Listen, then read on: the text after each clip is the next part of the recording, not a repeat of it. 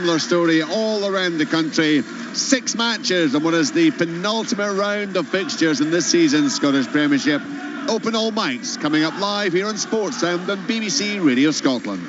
Chance! And it's a goal! Oh, what a goal! All the action from all the biggest games. Oh, it's the second goal! This is Open All Mics from Sports Sound. From BBC Radio Scotland. So much to unfold over the next 90-odd minutes of competitive action.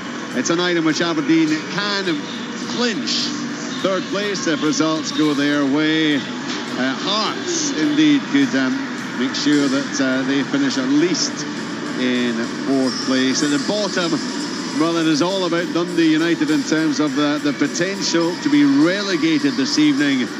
Kilmarnock can make themselves safe if they get the win, and there is no victory for Ross County in Dingwall. It is going to be dramatic and frantic. It will all be live with us here on Sports Sound. So let's just get round the grounds and set the scene for you. First of all, the sun splitting the heavens here at Tannadice. Alan Preston. It's a wonderful night, Richard, for such a big game for both clubs. Kilmarnock could go a long way into keeping their status in the Premiership. Dundee United, for me, have to win this. I don't think a draw's any good for them. I really don't. I think they really need to go for it. Listen to Jim Goodwin. He's a real gamble with Fletcher, hoping to get 45 minutes out of him. That 45 minutes, could it be enough to help them stay in? Oh my goodness. Ibrox already. It's offside. It's offside. What happened, Kenny Miller? It's a long throw. Hearts just straight away for kick-off, worked out to the right-hand side and got a throw in down in the bottom corner. It's a long throw for Hill. It's flipped on. It's then headed to the back post, and there was a mix-up, I think, at Tavernier. Thought he was under a bit of pressure, but he had all the time in the world, and he just headed up in there. Shanklin heads it goal. It was saved, and I think it was Janelli went to put in, and it came back to, you know what, I think this is going to be given. You know, I'm just looking at the monitor here. It looks like Joe, I think it's Tavernier's behind Alan McGregor. Shanklin eventually bundled it into the back of the net, but I think this is going to be given. On the picture I've just seen there, it looks like he's at least on line. Kenny, does it look as if it's come off Shanklin's arm? I've only just seen it once there. I don't know if it's possibly, because I agree, I don't think it's offside, if I'm being honest. It's really marginal. It's not offside. I don't think there's any arm there. So we're anticipating this goal to be awarded. Maybe if it came back. It's definitely not offside. There's one thing for sure. Shanklin's put the ball in the back of the net. If there's a hint of a handball, Leanne, then maybe, but there's no way it's offside. Right, what a start this will be if this goal's given. Absolutely. The referee presumably over, having a look at the screen. Has he been called over? Not yet. He's not been called over. I think he's still listening. I think they're going over the offside because the linesman's flagged for offside. So right.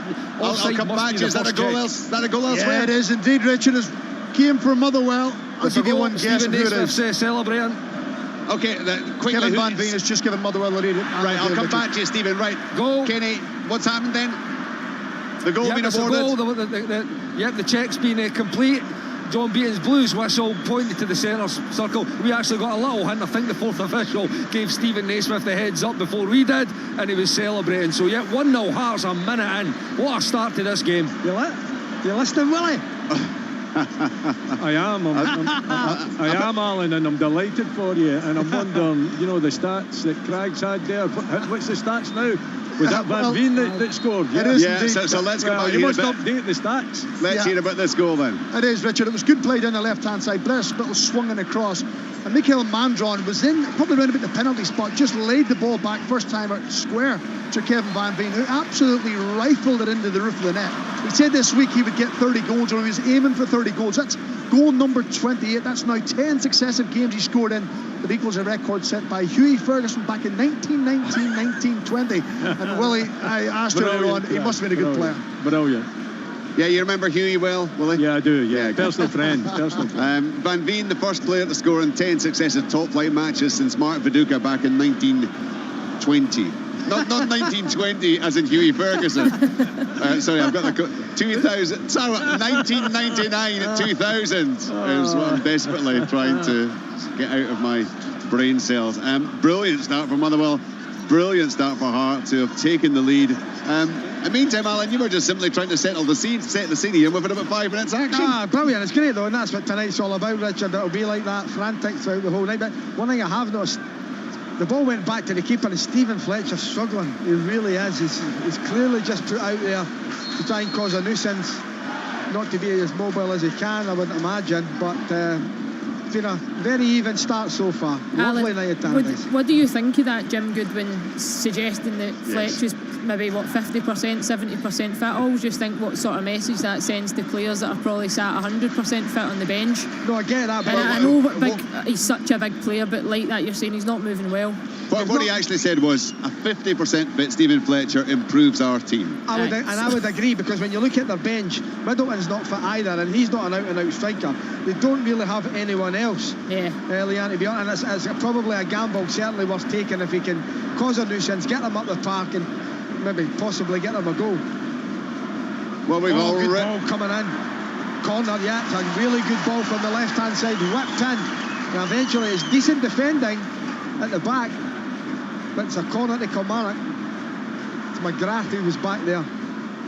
It has been a lively start here at Tannadice. It's been lively elsewhere. Stephen Cragen telling us about that 28th goal of the season for Kevin Van Veen. Lawrence Shanklin also on target.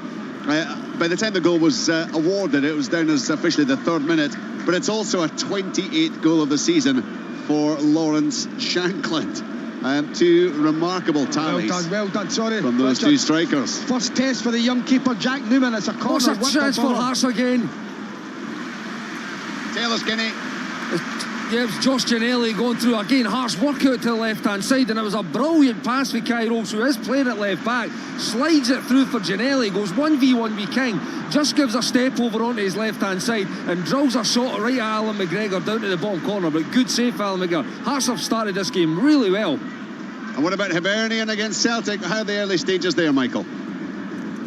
It's been pretty end-to-end. Both sides have actually had shots on goal. Celtic are just in and around Hibs' box at the moment. Abada's cutting on his left foot. He's had a strike. David Marshall's had to put over the crossbar, but Hibs have been pretty bright as well up the other end. After about a minute, Johan was having a strike on goal. Scott Bain had to make the save. Straight up the other end, Celtic got in behind the Hibs defence. It got cut across the face of the goal, and always on hand to get a strike on target. It just went over the crossbar.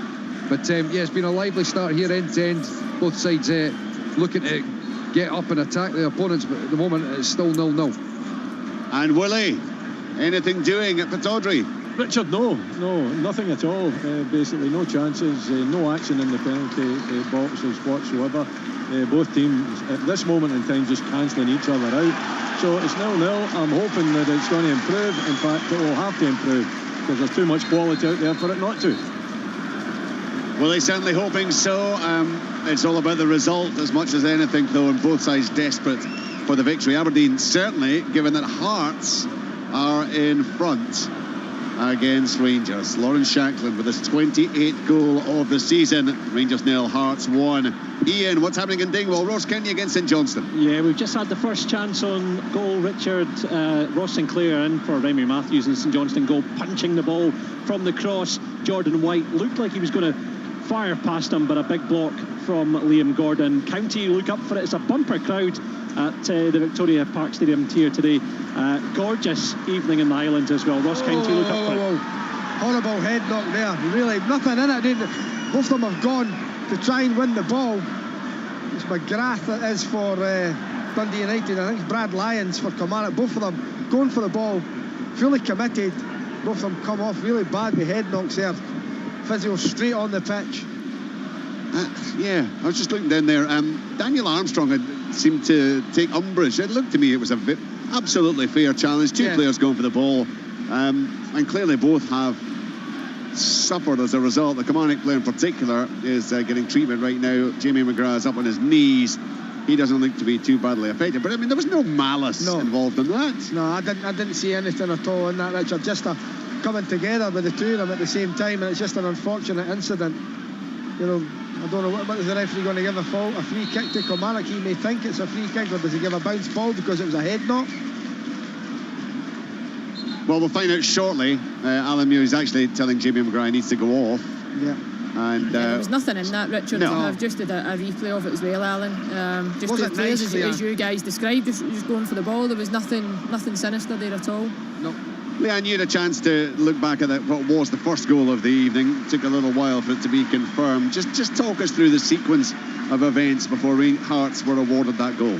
Yeah, as Kenny described, it was a quick start. Hearts got right at it. They won a throw-in in the far right-hand corner.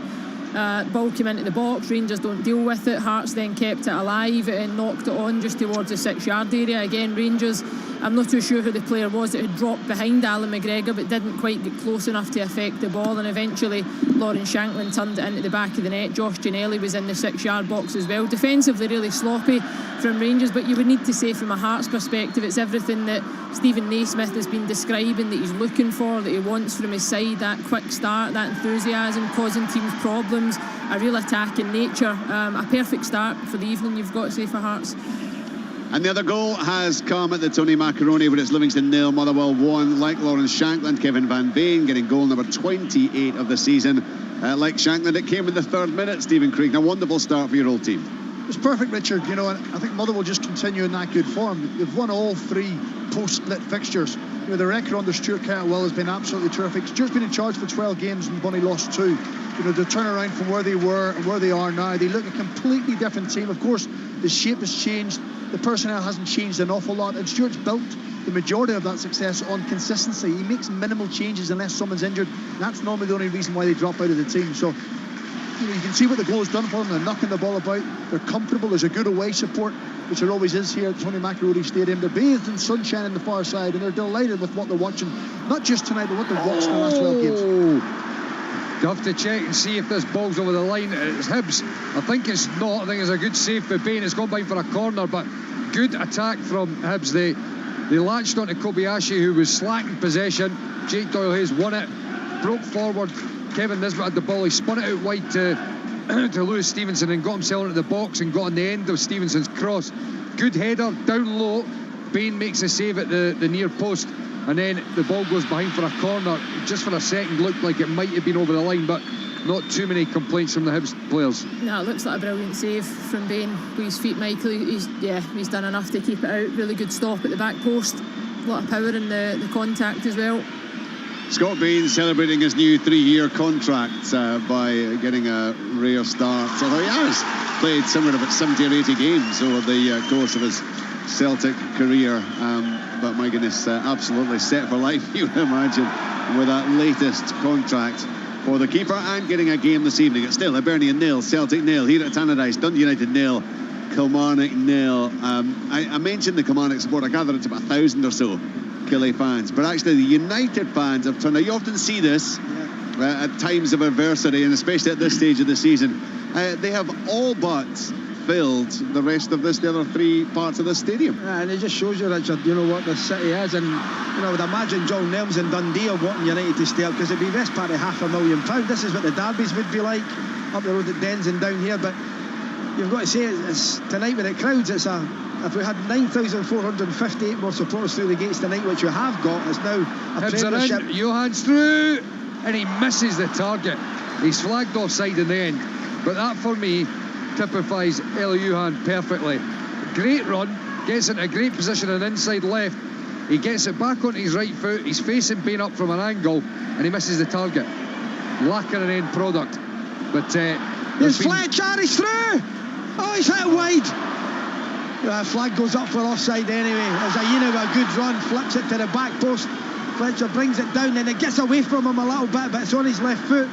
Can't hit the target, knocks it wide, but the flag instantly goes up. Leanne, you'll be able to see that. He's offside. Yeah, I've just caught the finish actually, Alan. It's his touch that kills him, onside or offside. It would have been tight. No, he's off. I've just got a freeze on it there. Yeah, he'd just gone a little bit too early, but his first touch comes down, it comes off his shin as well. With the second touch, it takes him slightly wider than he would have liked. Probably just shows he's lacking that bit of match sharpness. Richard, I was just saying before Michael come in there, we've now got a record of attendances in the Premiership, which is great for a country the size of ours. It's a well-supported league, and when you've got games tonight where there's that much riding on them, most of them anyway, it just shows you, as you rightly said, the United fans and Kilmarnock fans have turned out their numbers. And United looking to try to make the breakthrough, of course. He's so important for them. Kilmarnock, equally important, but for different reasons. They are hoping for the positive result. But good to see them save. My goodness, Alan, talk us through that one. Kilmarnock are on the break and the ball goes through Aina and he's lunged in there. That's I'd like to see them watch this tackle, Leanne, by Aina, please, on the edge of the box. Watch his free kick as well. The chance for Kilmarnock. Goal! Kilmarnock! Defensive mistakes again. I say it time and time again. It's Basel with a goal. But time and time again, they cause their own downfall. Goal! Aberdeen. Goal for Aberdeen. Lane Clarkson. I did say keep your eye on it. Carson's all over the place. He's not set his line up properly. He's too far to the left.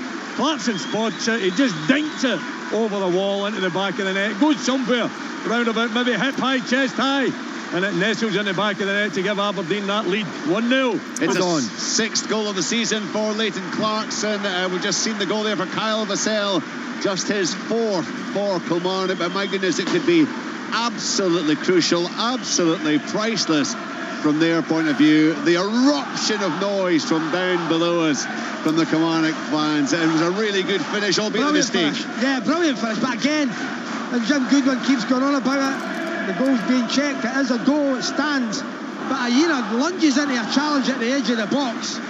Thought he's lucky he got away with that. But the ball breaks and it's clipped to the back post. Again, confusion in that centre of the Dundee United defence. The ball breaks to Vassell and on his left foot, he drills it across the young keeper into the back of the net. 14 minutes gone, Dundee United 0, Kilmarnock 1. And will he talk us through the Aberdeen goal at Pittodrie? Well, it's quick thinking by the youngster, and he does think very quickly. We know that. He's got ability as well. And, you know, it was Johnny Hayes that got brought down. No doubt it's a free kick. And it's on, 20, maybe 21 yards to the left-hand side. Perfect for Clarkson. Clarkson, he just sees that Carson isn't ready for it. The wall isn't particularly well organised.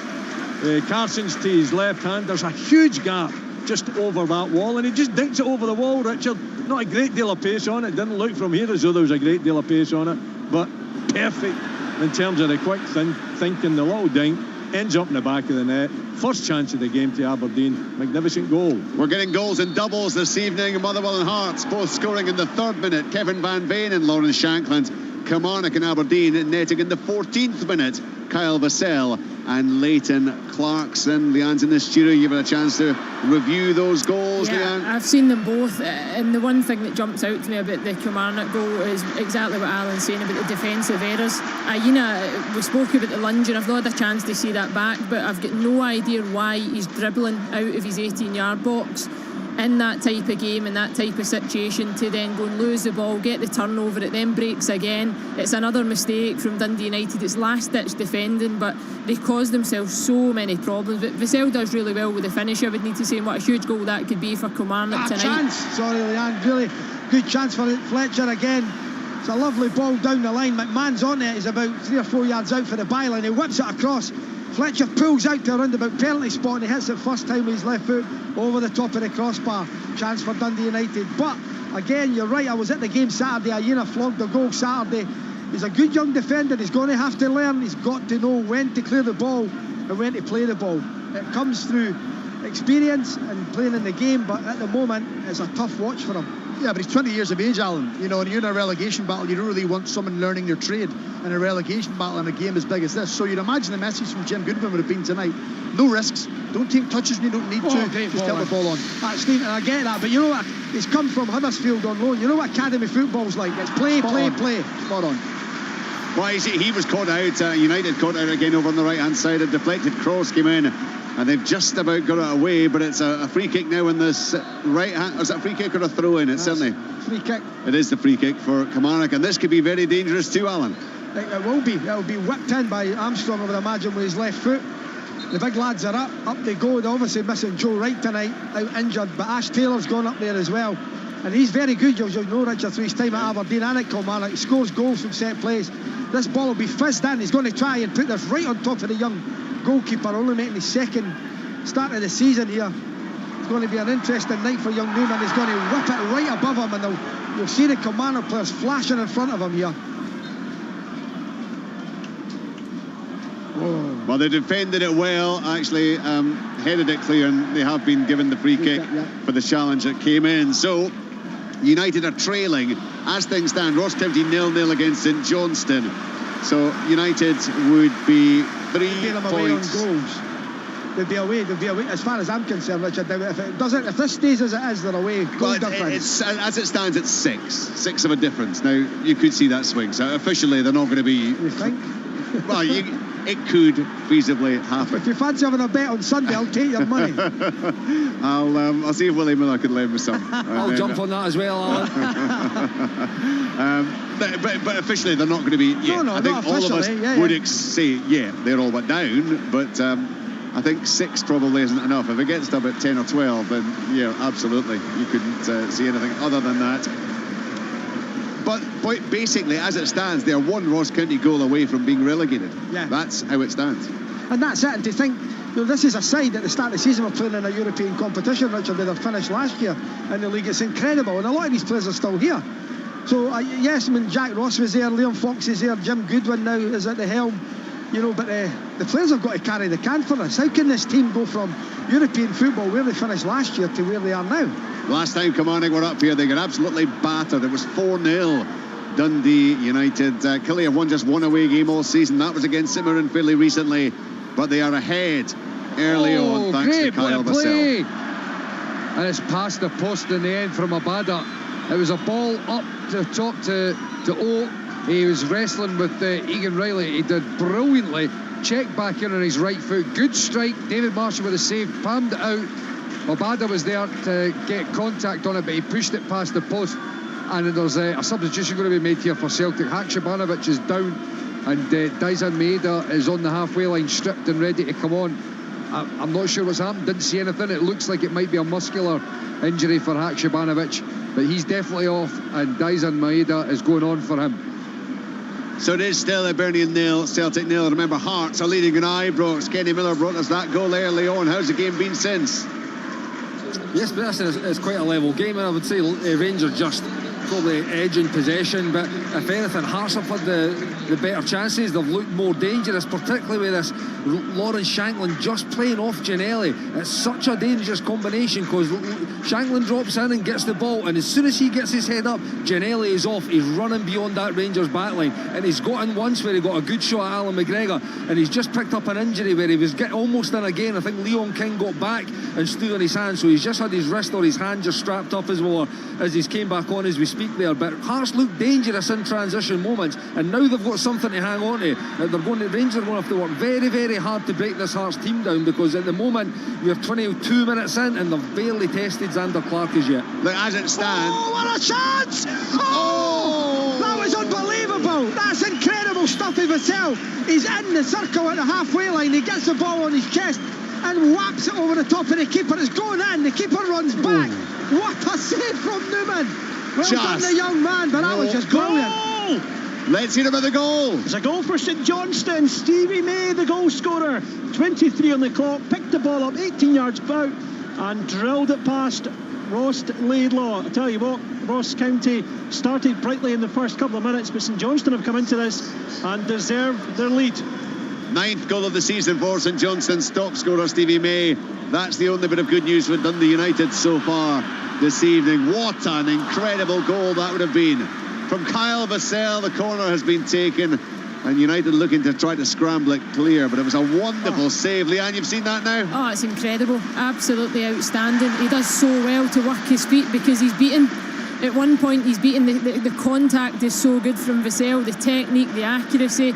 It would have been better than Humphreys, I would need to say. If it goes, on the volley like that, coming out off his chest. But only about 30 yards behind that. Listen, both of them were exceptional, but the keeper, we've spoke about it at the top of the night. He could be important tonight, and he certainly kept his side just in the game. I agree with you. I thought he was beat. Watching him, I thought was just dropping over his head. Well done, the keeper. What a save. Yeah, just it was somewhere about the arc of the ball, and you're thinking, wow, he's going to be struggling here. It was an incredible, one of those moments you just love to see in a football match. You know there's something special that's about to happen. As it turned out, it was the save by young Newman, so well done indeed. Still, though, Dundee United 0, Kilmarnock 1, Ross County 0, St Johnstone 1. The goal from Stevie May has given Saints the advantage in that one. So as it turns out, or as it stands right now, it's a brilliant night shaping up for Kilmarnock. They've got the lead here.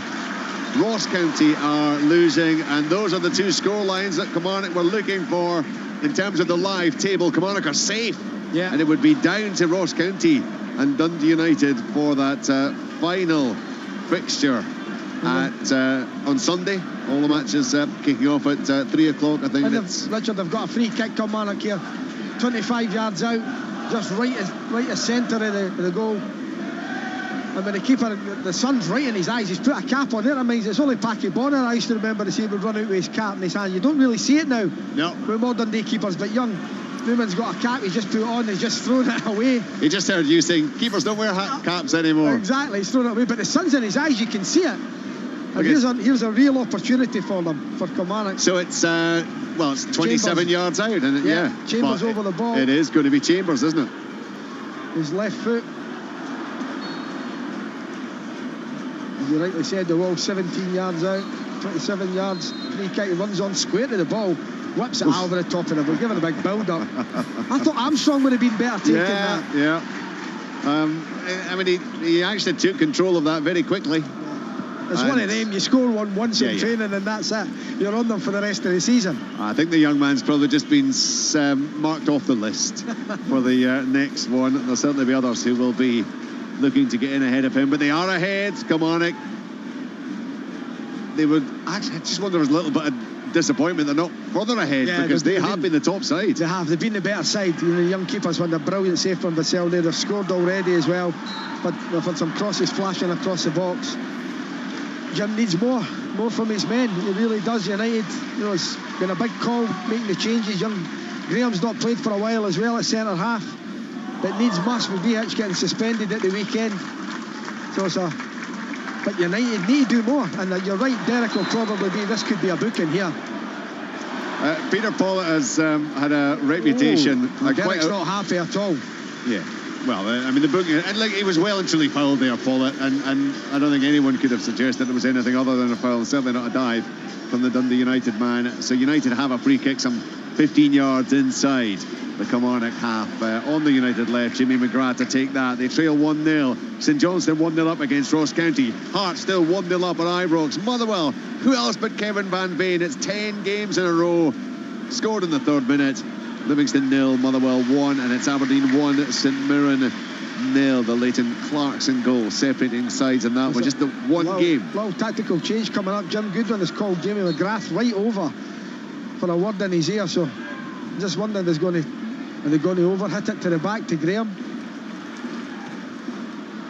Well, he certainly underhit it and didn't even reach the box. Really poor. So United, there's a chance here. Oh, it just loses his bearings, Pollitt. There's a header up in the air. Flag goes up for offside eventually, but Pollitt, you know, it doesn't know where he is really. Doesn't get enough on it. It's a comfortable save, but the flag goes up on the far side. So Kilmarnock with the advantage. Let's get back to Stephen Craig and Livingston 0, Motherwell 1. We've got that early goal from Van Veen. How has the game unfolded since? Well, it's been a little bit scrappy, Richard. You know, the surface through here isn't the best at the best of times, and you know, because of this weather, the pitch has really dried up. Motherwell getting the lead, I always think it's a difficult game, or a difficult pitch to try and chase a game down on. Livingston went close a couple of minutes ago. Good interplay between Bruce Anderson and Stephen Kelly. Stephen Kelly eventually then fired over the crossbar. And I'd said at the top of the game that Motherwell have seldomly changed their back three under Stuart Kettlewell. In fact, they hadn't changed it until tonight.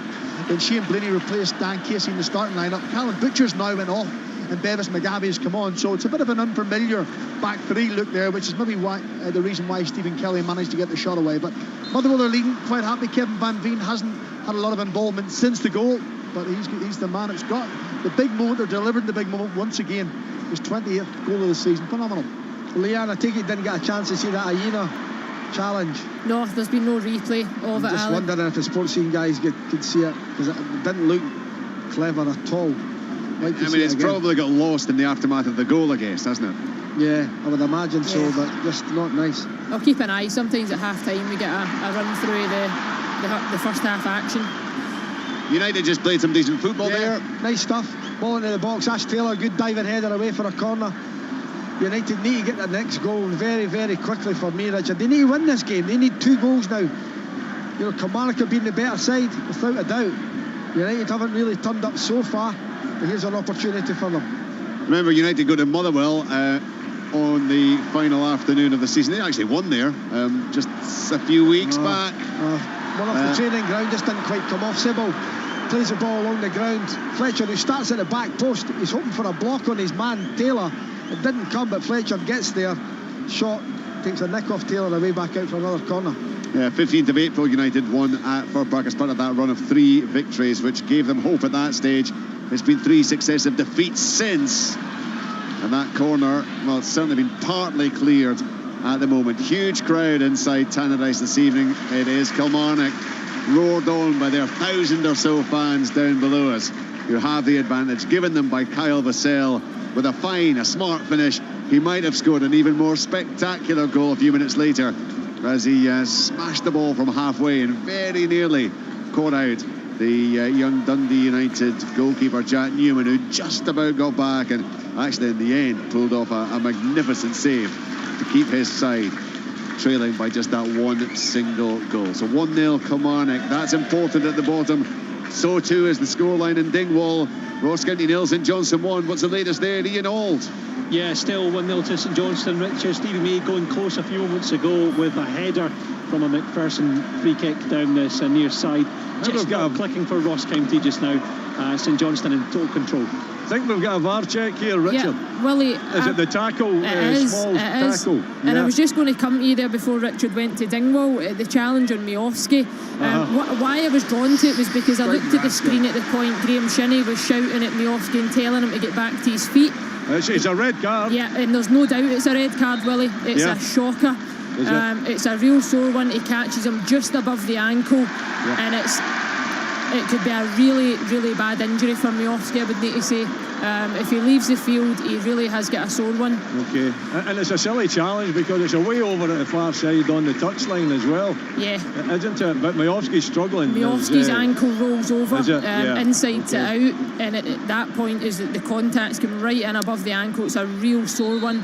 But I think on the field, because it happened so quickly, clearly the players didn't think there was much in it. No. Hence why Graham Shinney was over telling Miofsky to get back to his feet, but there's no way, I don't think, that he's going to get back up. So it's Thierry Small, was it? Yeah. Second red card of the season. He sent off just a couple of weeks ago, was it? No, I think it's Taylor. It's Taylor that's been sent off, Richard. So Richard Taylor, he's also... Taylor's still on. Number 5 still on. Okay, we'll get that clarified. Yeah, we'll get that clarified. On the screen that I'm looking at, it was Taylor. Hold on. Well, it's definitely. Is he gone already, Willie? Yeah, he's gone. Yeah. He's gone, and Richard Taylor, number 5, still on. Ah, right, okay. It's maybe just the angle, the way they've shown the challenge, and then it's flipped across. But it looks really so. He's still on the ground. Miofsky, the stretcher's out. Yeah. Real concern. Yeah, Watkins. At this stage of the season, Willie, with an injury like that, you're probably talking 12 weeks. You know, if it's like real bad ligament damage, it's a nightmare scenario to then go and miss pre-season as well. So, simmering down to 10 men, Thierry Small sent off for the second time this season. It was the Kilmarnock game, I think he got red carded in there just a few weeks ago. And it is a 10th red card of the season for St Mirren. They join Livingston on that mark. Hearts incidentally have had 12 red cards this season. They're the bad boys of Scottish football. It got rescinded. Harrings. So it did. Thank you. I forgot to take it out of that particular part of my stats. He's never far away, Richard, is it, to keep you right? Biscuits. And tonight he's quite literally next to you. Well, and he's feeling a little bit nervous because he knows there's only 90 minutes to go, and he's got no idea how it's all going to unfold. United still trailing Kilmarnock. What a night this could be for the Ayrshire side, because Ross County are also losing, and that would mean that Kilmarnock, as it stands, would be safe tonight with that one final game of the season to go against Ross County Rugby Park. So we're moving, what's that, about 35 minutes or so played, and it is still 1-0 Kilmarnock. It's still 1-0 St Johnstone against Kenny. What about the battle for Europe? Hibernian outsider, certainly in terms of a fourth place finish. They're playing Celtic this evening, Michael. And they've been all right. They've not been too bad at all. I mean, Celtic have managed to sort of get the upper hand and force more shots at goal, but Hibs have definitely been in this game. They've not gone with the same shape. They've not gone with the back four. They've gone with a back three, and they've gone with two up top, Nisbet and Johan, and very much like Ginelli, you have that pace from Johan to stretch him behind, and Nisbet just to try and link the game like Shankland. And on occasions they've been able to get in behind Celtic and cause them some real problems. They've got another corner kick here at the moment. Joe Newell's about to throw it in from the near side here, and on top of the goal, Scott Bain comes out and catches it well. So it's been not a bad performance from Hibs so far. It's still 0-0 here. Michael, thank you. Sorry, I was feeling my microphone cable, which is why I couldn't lift up my microphone. I couldn't quite understand why it wasn't reaching my mouth. Corner for Kilmarnock, it's gone behind. What we have done, though, is been able to have a quick look at that Aina challenge you mentioned, Alan. Yeah, it's not clever.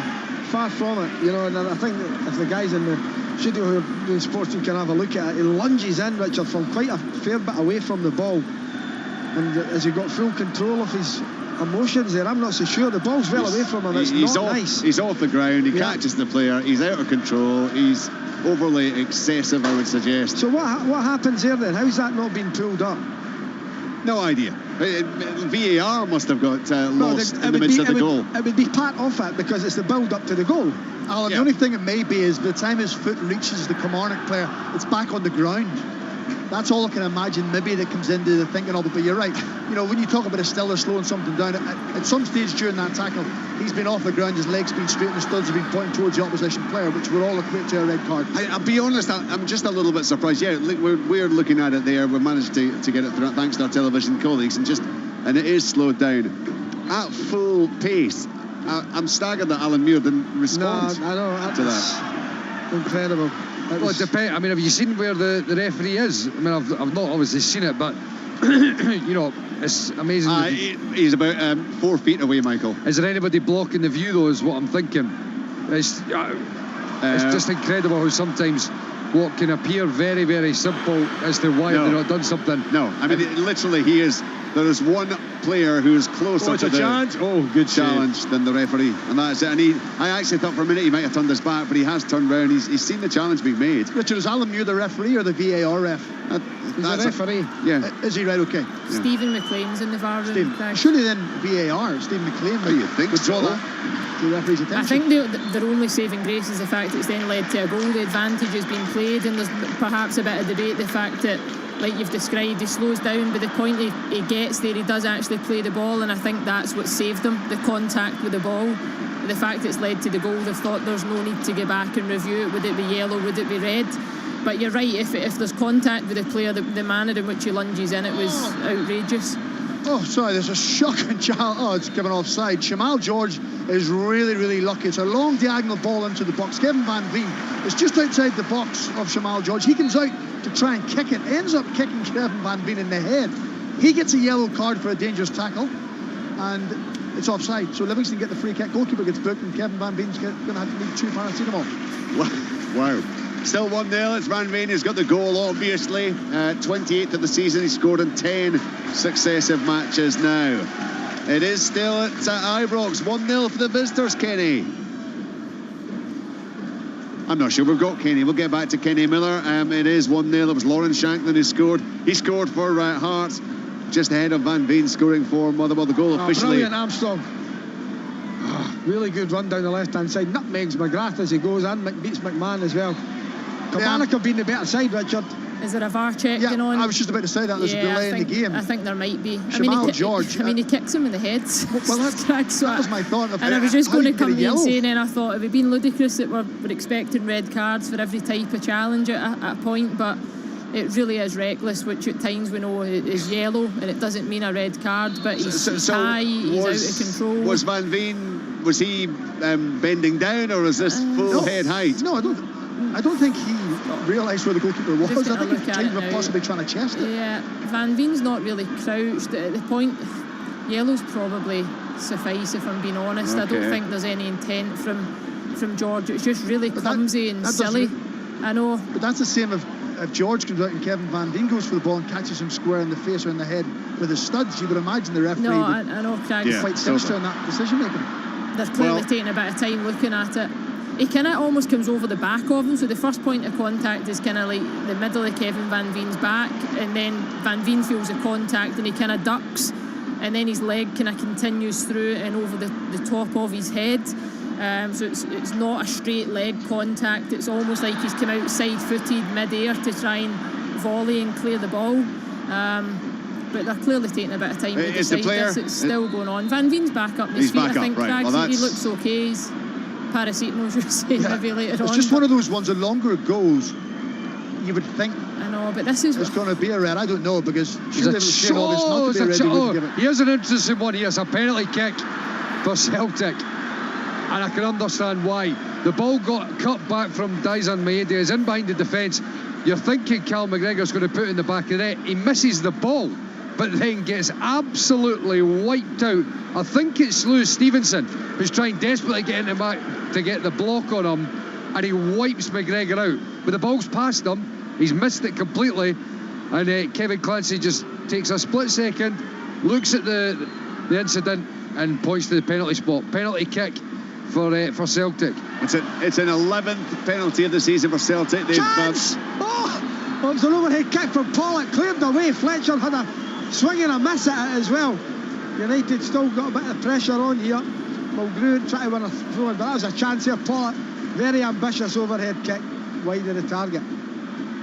So an 11th penalty of the season for Celtic. I guess they're having a look at that just to make sure that the award is correct. We'll get to that.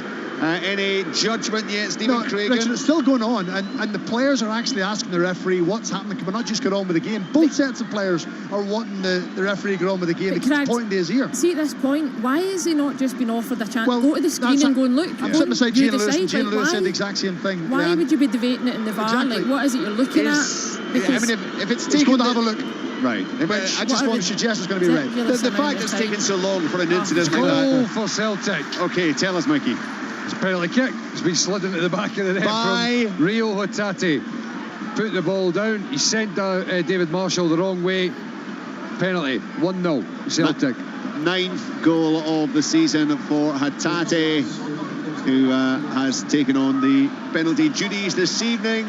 It's a second penalty that he has scored over the course of the campaign. It means... See that incident, at Livingston, he's still looking, Mikey. Armidale. I mean, yet. honestly, it's not a red card for me. Have you seen it, Mikey? It's not a red card for me. I can completely understand why people would look at it and think, but there's no real intensity. He's gone in, missed the ball. It's a yellow card. Give a free kick, play on, hurry up. The fact that it's taken such a long time to assess this suggests it cannot be a clear and obvious error, doesn't it? No, exactly. He's calling the goalkeeper over. It's going to be a red card. He's going to... that's it. The yellow doesn't count anymore, and there's a red card for Shamal George. I haven't had the chance to have a look at it yet, the replay.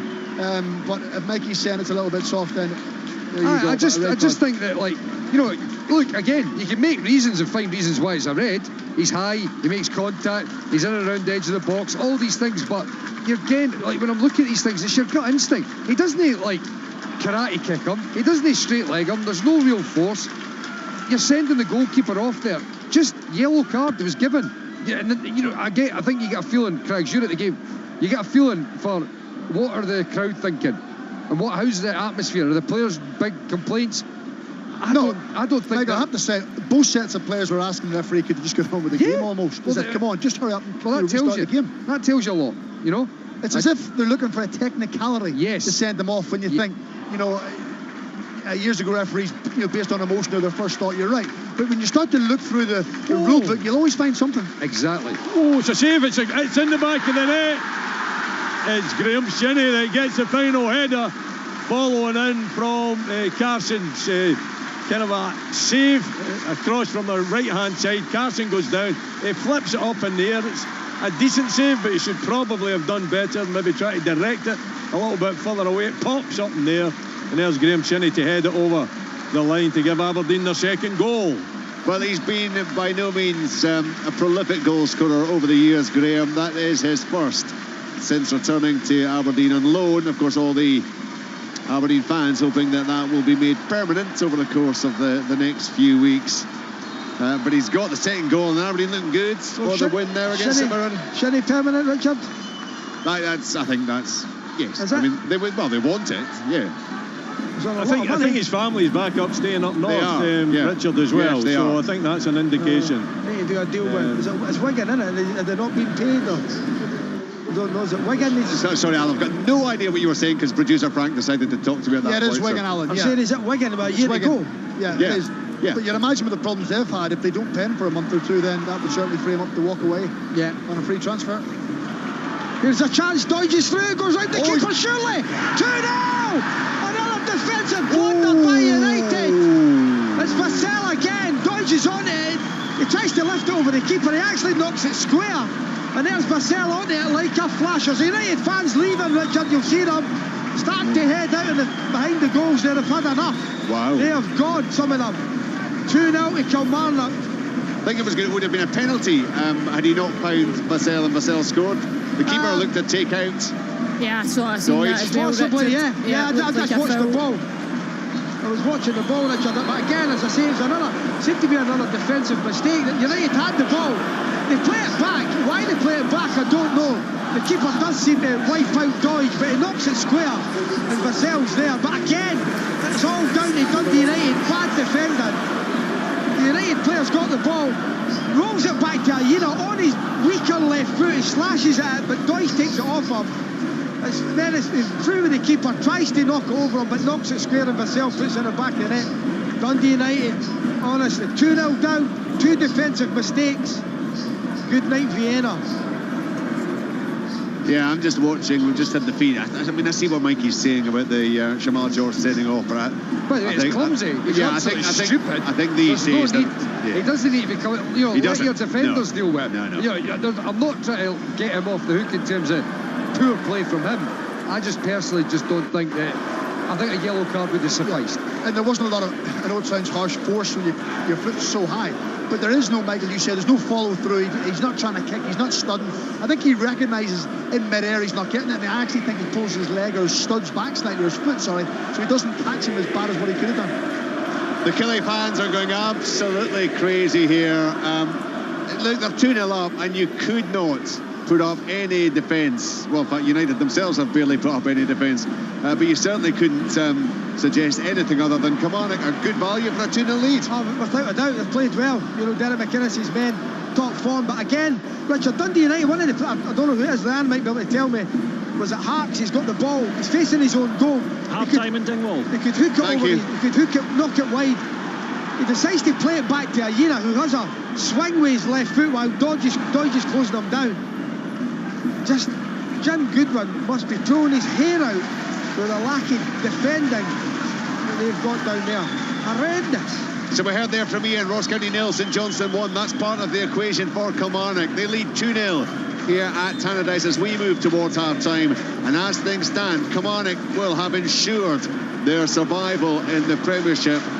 And well, certainly in terms of the live table, that is exactly what it tells us right now. The Killie fans in good voice, throw in for Killie on the right-hand side as we move into first half stoppage time. Kilmarnock 2-0 up, a double from Kyle Vassell. Aberdeen are 2-0 up against St Mirren. Clarkson and Shinnie after Thierry Small was sent off for St Mirren. Rio Hatate's penalty has Celtic leading 1-0 away to Hibernian at Easter Road. In fact, it's a good night for the away sides generally. Aberdeen, the only home team winning. 5 away sides in front. Motherwell 1-0 at Livingston. Kevin Van Veen, 28th of the season for him, 28th of the season for Lon Shankland. Hearts are 1-0 up at Ibrox, and it's Ross County 0. Tannadice, Derek McInnes was charging down in the changing room. Chance for Rangers! It's 1-1!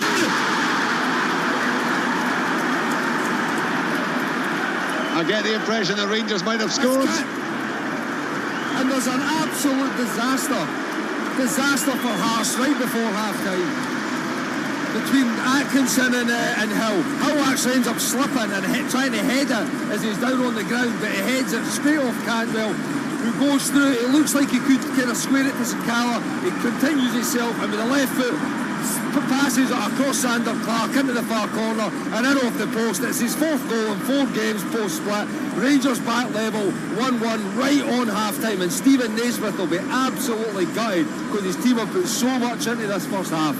6th goal of the season all told for Cantwell, and that has cancelled out the Shankland opener. Rangers 1, Hearts 1. It is Hibernian 0, Celtic 1. They must be just about at half-time. We've just had a half-time whistle here at Tannadice, and things are looking very, very dodgy for Dundee United. 2-0 down to Kilmarnock, as Alan said, in the wake of that second Vassell goal, which came in the 44th minute. United, now whether they were actually leaving the stadium or just deciding to go down and get a pie or whatever, but it certainly there was an instant reaction. Richard, it's possibly the first time that Rangers goal has been cheered at Pittodrie, I would suggest. I'm sure that is very much the case. I mean, there might have been the odd occasion in the past when it was they seem to be enjoying it anyway. The fact that news is filtered through to the fans. Good, healthy crowd in Pittodrie as well here, and their team are doing excellent stuff with that 2-0 and looking as though they could add to it. They're much, much better than the previous 3 games that I've saw. We heard about the injury from Miovski, so Watkins came on for Watkins came on, for Miovski. And you know, he's a decent enough player. Marley Watson, he's a different type. That's half time as well, Richard, and the fans are enjoying it. Half time, it's Aberdeen 2, 10 men, St Mirren 0. They're deep into stoppage time at Easter Road. That penalty from Rio Hatate in the 41st minute. Celtic are in front, and as things stand, well, it would move Aberdeen on to 57 points. Hearts, having conceded that goal, 53, so that would guarantee that Aberdeen will finish in 3rd place. Hearts would also be guaranteed to finish in 4th place as things stand. So not much. Half-time in Almondvale, Richard. 1-0 to Motherwell. The very, very early goal from Kevin Van Veen. The only thing still to be sorted out would be who finishes 5th. Well, as it stands, St Mirren are 2 points behind Hibernian. Both those sides are losing this evening. And of course, 5th place will be a European spot if Celtic win the Scottish Cup final against Inverness Caledonian Thistle. Half-time here at Easter Road, 1-0 to Celtic. So there you go, the half-time scores. Half-time whistles have gone all around the country in the Premiership this evening. It's Aberdeen 2, St Mirren 0, Dundee United 0, Kilmarnock 2, Hibernian 0, Celtic 1, Livingston 0, Motherwell 1, Rangers 1, Hearts 1, and Ross County 0, St Johnstone 1. The Scottish Premiership. From BBC Radio Scotland. At the start of the evening, we promised you drama, a bit of controversy, excitement, certainly nervous tension. We've had it all in spades over the course of the first 45 minutes. We have reached half times. I just ran through the scores for you there. What a night it has been. Are we going to have those big decisions? It could be that not an awful lot has to be decided, although, as it stands, there would still be the situation at the bottom in terms of who would actually finish in that relegation playoff place and who would be automatically relegated. Certainly, it is looking good for Kilmarnock, and that is just reward, Alan Preston, for an impressive 45 minutes. Yeah, Dundee United are right behind the 8 ball, Richard. They're 2-0 down at half-time, and they went 1-0 down in 14 minutes. Aina comes out, tries to dribble out the box, actually goes into a lunge and tackle. The ball breaks, it's played back in, and then because Aina's trying to drive out, there's a big hole where he should be. The ball breaks to Vassell, and on his left foot, he drills it across the keeper into the back of the net. It was nearly 2-0 in 22 minutes. Brilliant play from Vassell. He's in the centre circle. He takes the ball with his back to goal, flips it up with his thigh, and then volleys it over the keeper. And I thought the young keeper, Newman, was beaten, but he moves his feet really quickly and tips the ball over the bar. What a brilliant save it was. United try to get back in it. Peter Pollard had an overhead kick which just went wide, but in 43 minutes it was 2-0. Again, really poor defending by Dundee United. They've got the ball at the edge of their own box. They play it back to Aina. He slashes at it, but Doige gets a block in. Doige is one-on-one with the keeper. He tries to lift it over, and the keeper does wipe Doige out, but the ball breaks to Vassell, who has the simplest of tasks to roll it into the back of the net from about 8 yards out. Long way back for Dundee United. They need 3 goals now, Richard, for me, in this second half. The half-time score, Dundee United 0, Kilmarnock 2. So Kilmarnock are doing what they hope to do here at Tannadice. They were also hoping that St Johnstone might do them a favour in Dingwall. That is how it stands at half-time, Ian. Yeah, half-time here in Dingwall, Richard, on a big night for Ross County. They trail St Johnstone to 1-0 with Stevie May's 9th goal of the season, the difference between the sides at the break. The Saints striker found himself all alone on the edge of the box on 23 minutes, and he curled a special strike beyond Ross Laidlaw. He almost doubled his tally moments later, but his header from a Cammy McPherson free kick came off the roof of the jail end. Noah Kenny had a good chance for Ross County right at the end. He puffed and puffed the home side, his effort curling over the crossbar of Ross Sinclair, who on his first start of the season for St Johnstone has had very little to do. Half-time here, Ross County 0, St Johnstone 1. So those are the games affecting the bottom as it stands. United would be on 31 points, Ross County 33, and Kilmarnock safe on 37. And Ross County's goal difference as it stands would be 7 better than Dundee United. So, right, let's get to the battle for the European places. We'll go to Ibrox first, half-time there with Kenny Miller.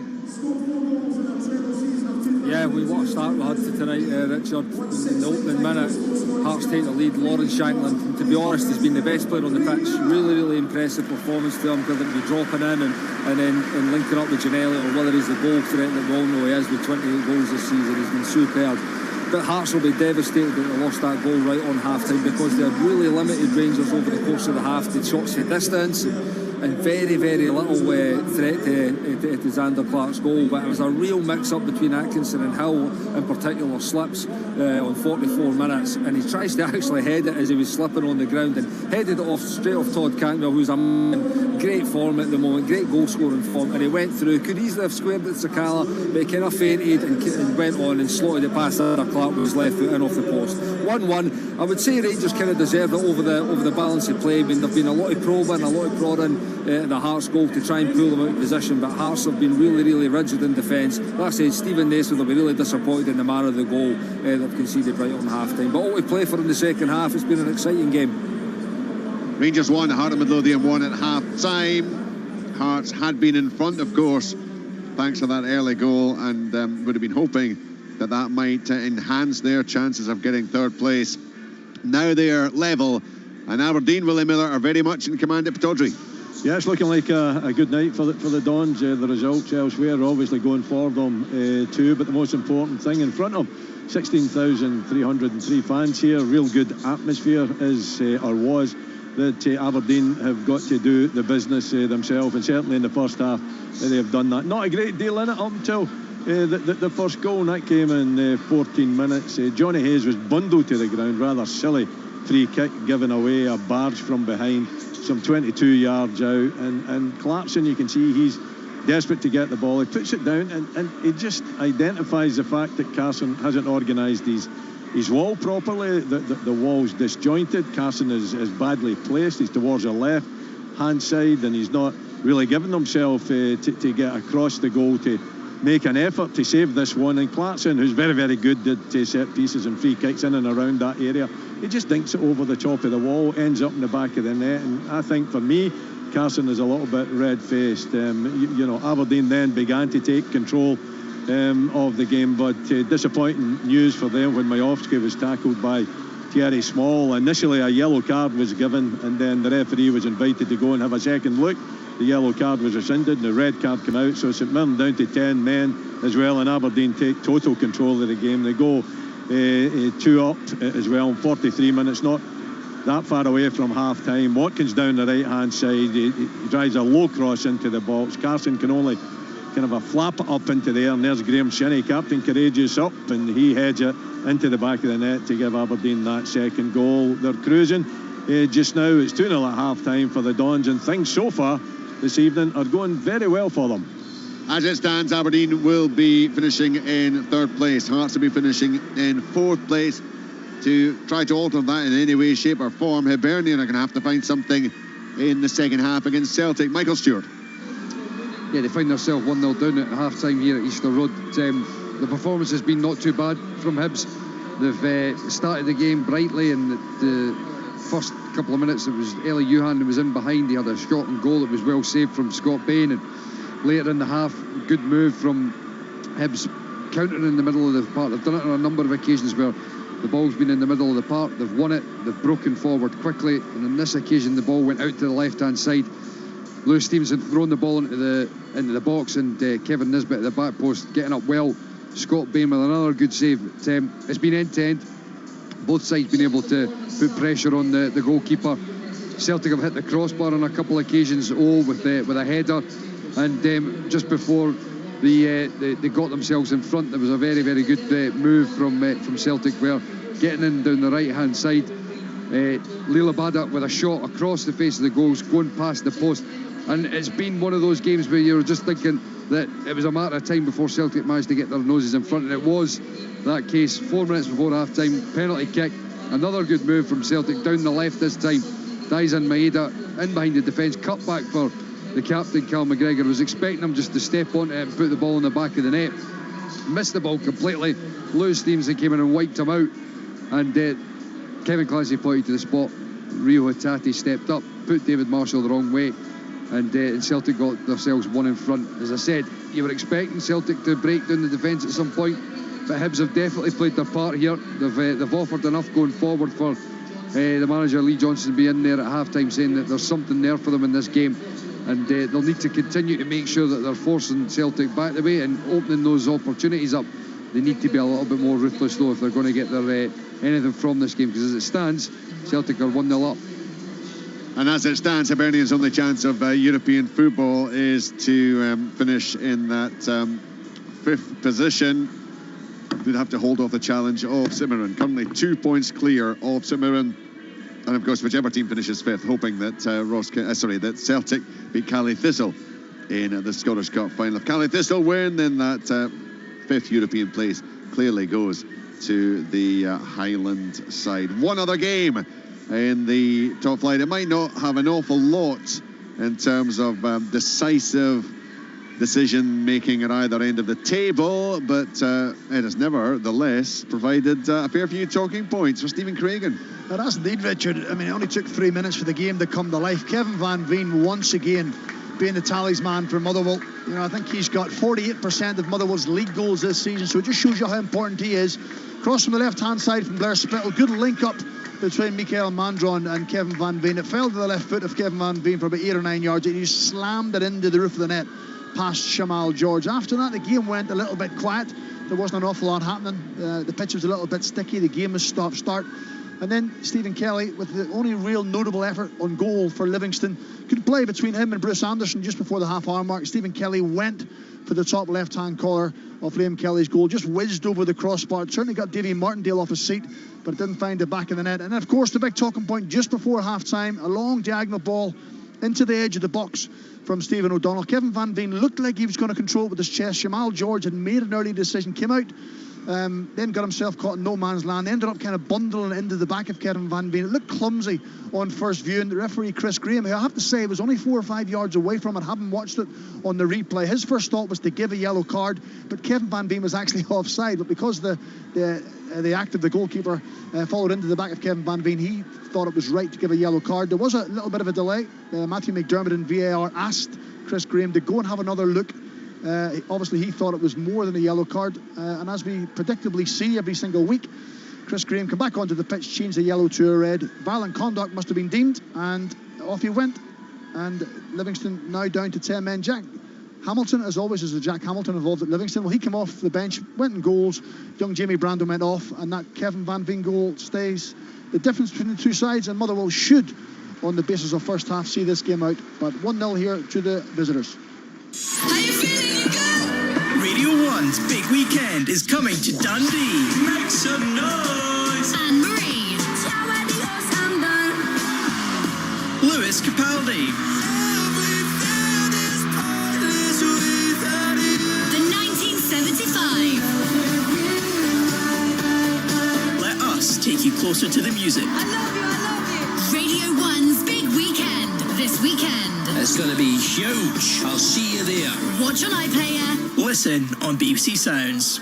This is Sports Sound. Open all mics live here on BBC Radio Scotland. United players came out at Tannadice there was a discernible course of booing around the stadium. They have made changes. We'll get to Alan Preston, we'll get to all the guys around the country as we take you through the last 45 minutes of this evening's action, the penultimate round of fixtures in this season's Premiership. Chance! And it's a goal! What a goal! All the action from all the biggest games. Oh, it's the second goal! This is Open All Mics from Sports Sound. From BBC Radio Scotland. So the action up and running around the country. Alan, those changes for Dundee United. Yeah, Niskanen and Hearts have gone off, and it's Middleton and Levitt come on. United really have to go for it in this second half. They need to commit bodies forward. Fletcher is still on. Jim was saying at the start of the game, maybe get 45 minutes, maybe an hour at the most. He is still on. United have to throw caution to the wind here in the second half to get a chance of survival, Richard. As it sits, they're down. It was interesting, well, not quite. Not quite. Because Ross County have taken as well. Yeah, but certainly they're very, very close. Richard, I don't know if we've lost Ian at Dingwall, but there's a penalty to St Johnstone. Oh, yeah, they're not down. Still here, guys. Ian, good, sorry, I wasn't sure if we'd got you back up running there. So what happened, Ian? Yeah, Adam Montgomery was pulled down. Stevie May is behind the ball just now. He's got the goal ahead from Nick Walsh, and he's drilled St Johnstone into a 2-0 lead. Ross County's night has just got harder. And that is a little bit of hope for Dundee United. As it stands, Ross County and Dundee United will be filling the bottom two positions. Shout for a handball there. There was a handball there. You'll get to see that, Leanne, as a handball. It's sort of getting moved about. Quick passes, maybe a couple of Kilmarnock players a couple of yards away from the ball. I think it was Liam Polworth, wasn't it? Yeah, it seems to. Well, it'll be checked. Is the ball still in play just now? Yes, yeah, still going. Yeah. I'll get a look at it. Hopefully it'll give us a replay once it stops. I mean, this could be quite some time by the time it does eventually get to that point. But there were some shouts from one or two of the United players nearby. It just looked, your gut reaction, okay, we're up here in the gantry, but it looked immediately. That can be checked now. There's a foul. The referee, we're waiting to see if it is getting checked. Charlie Mulgrew having a right go at the referee. He's over right in his face. And the fourth official, Jim Goodwin and Lee Sharp have just been making protestations to the fourth official, who has just turned and he's told them just to calm down. I don't know if that's it's not getting checked. Play on. The referee's put his arms out to say it's not getting checked. He actually pointed to his earpiece and put his arms out. Still not had a proper replay of it here. We were halfway through a replay there and it's back onto the game that's underway. Yeah, we're off and running, so too late now. God else in the VR have had a look and they've decided no, it wasn't but they had plenty of time, didn't they, Richard? Yeah, they did. Play Penalty! We've got another penalty in Dingwall, Richard. This time it's for the home side, a handball shout. Maybe Leanne will be able to... Yeah, I've just seen it there, Ian. I'll get a better look at it, but it did look as if it... Rangers. It's another defensive mix-up with Hearts. I think it's Toby Civic this time. It's a long ball forward, just a football forward for Rangers, and it's Toby Civic's in complete control.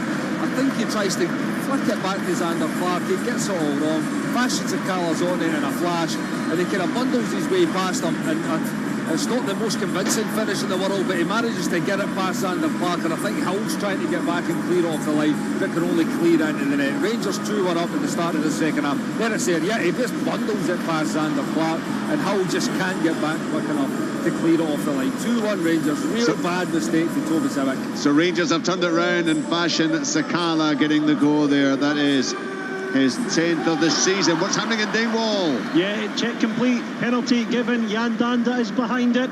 This is a big moment for Ross County. And Jan Danda has brought them back into it. 53 on the clock.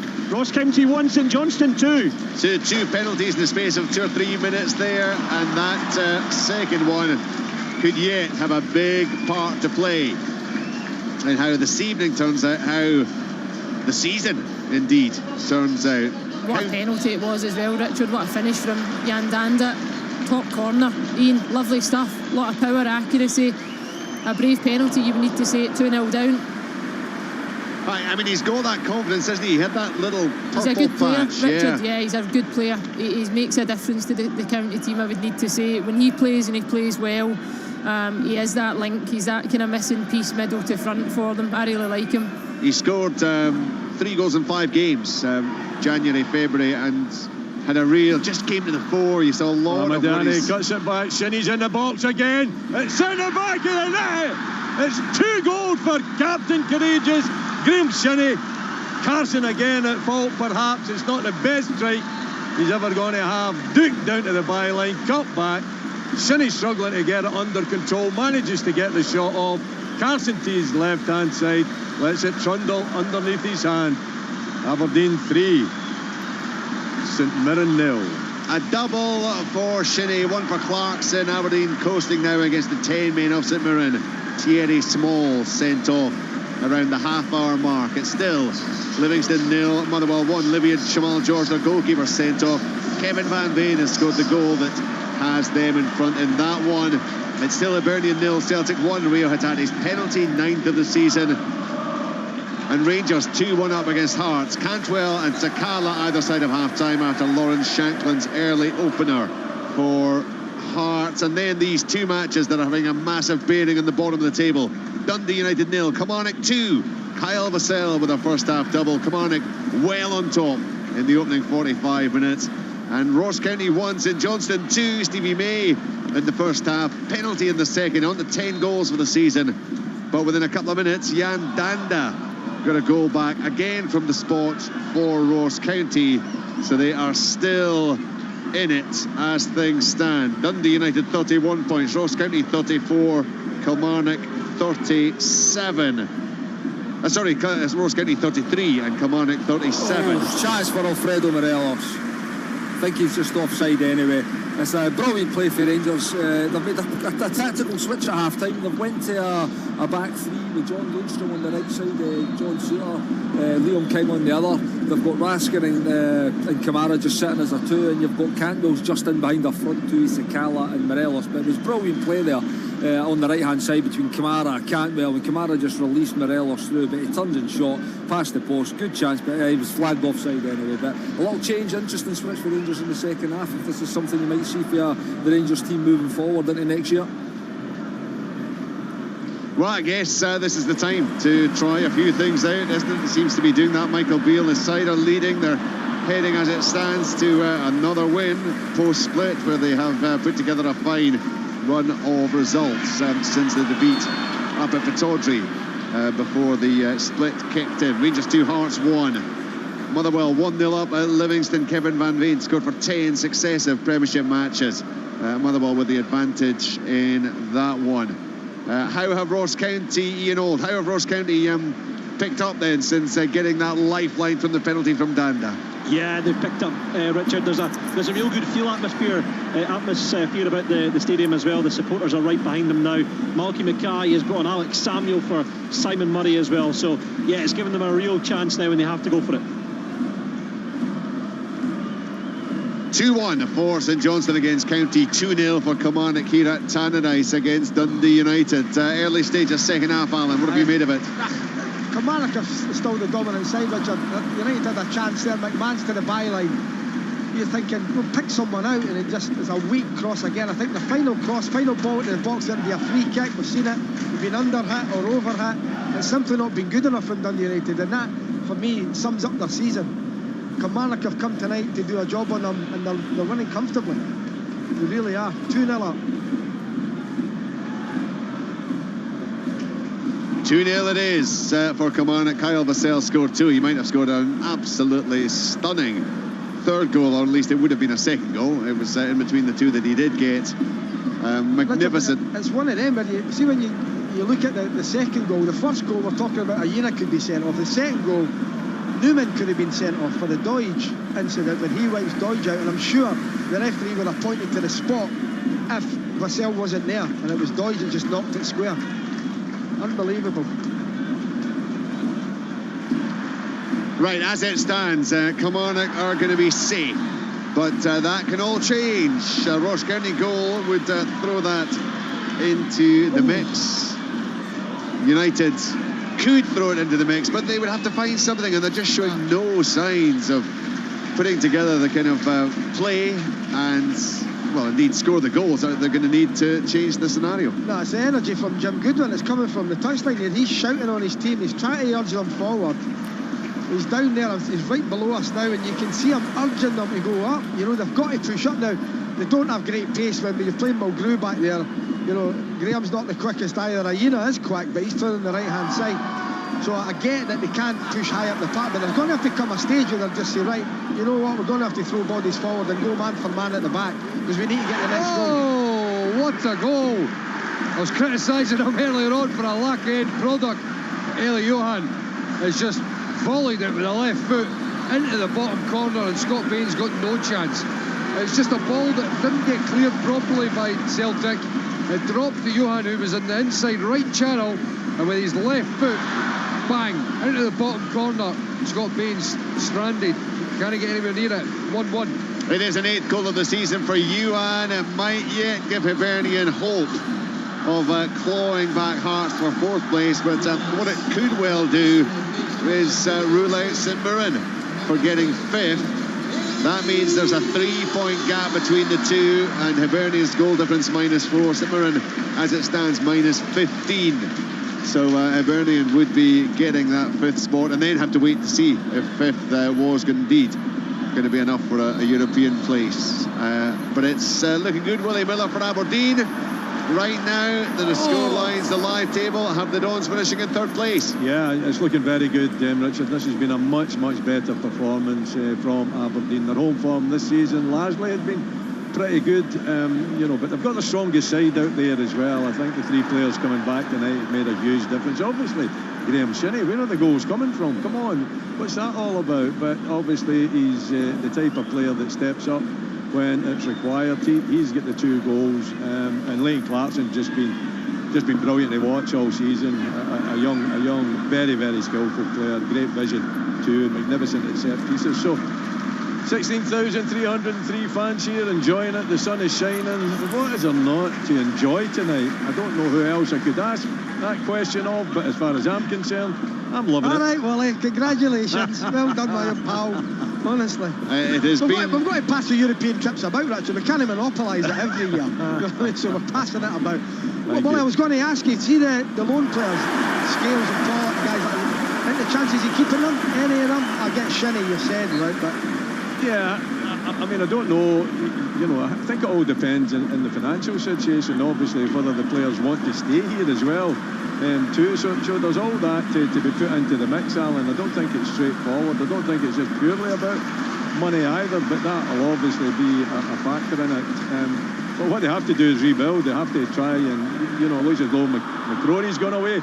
I don't know if you've heard anything more about that, but I was certainly indicated to me a couple of weeks ago that was done and dusted. I think they were saying as well, Willie, that possibly their chief scout could be going. Yeah, to Southampton. Mowbray to Southampton, so he would be the one that would have, obviously, Ramadani and Duke and guys like that. He'd have played a part in that, so absolutely. He might be a big loss. It will be. The recruitment's been very good, Alan, even although, you know, the club went through that very poor spell. I think you can see the quality. Ramadani is, I don't know, he'll be wired up, but he must cover the most amount of yards or meters. He did. I saw that recently, where it actually surprised me. It didn't surprise me. But just, I suppose you don't notice him quite the same. I do. Oh, I was about to say, unless you are an expert like Willie Miller, who now that he has that information is just leaving me floundering. I'll leave you to the stats, Richard. But he's not one who. There are players you see, Willie, who are always running around, and they look busy. He just gets on. It's unfussy. He gets on with it. But my goodness, he covers the ground, and you're right. He does. Under the radar, right? Yeah, under the radar. Well, not under the GPS though, because he manages to be picked up on that. 3-0 Aberdeen. Certainly enhance Aberdeen's hand on some of these players.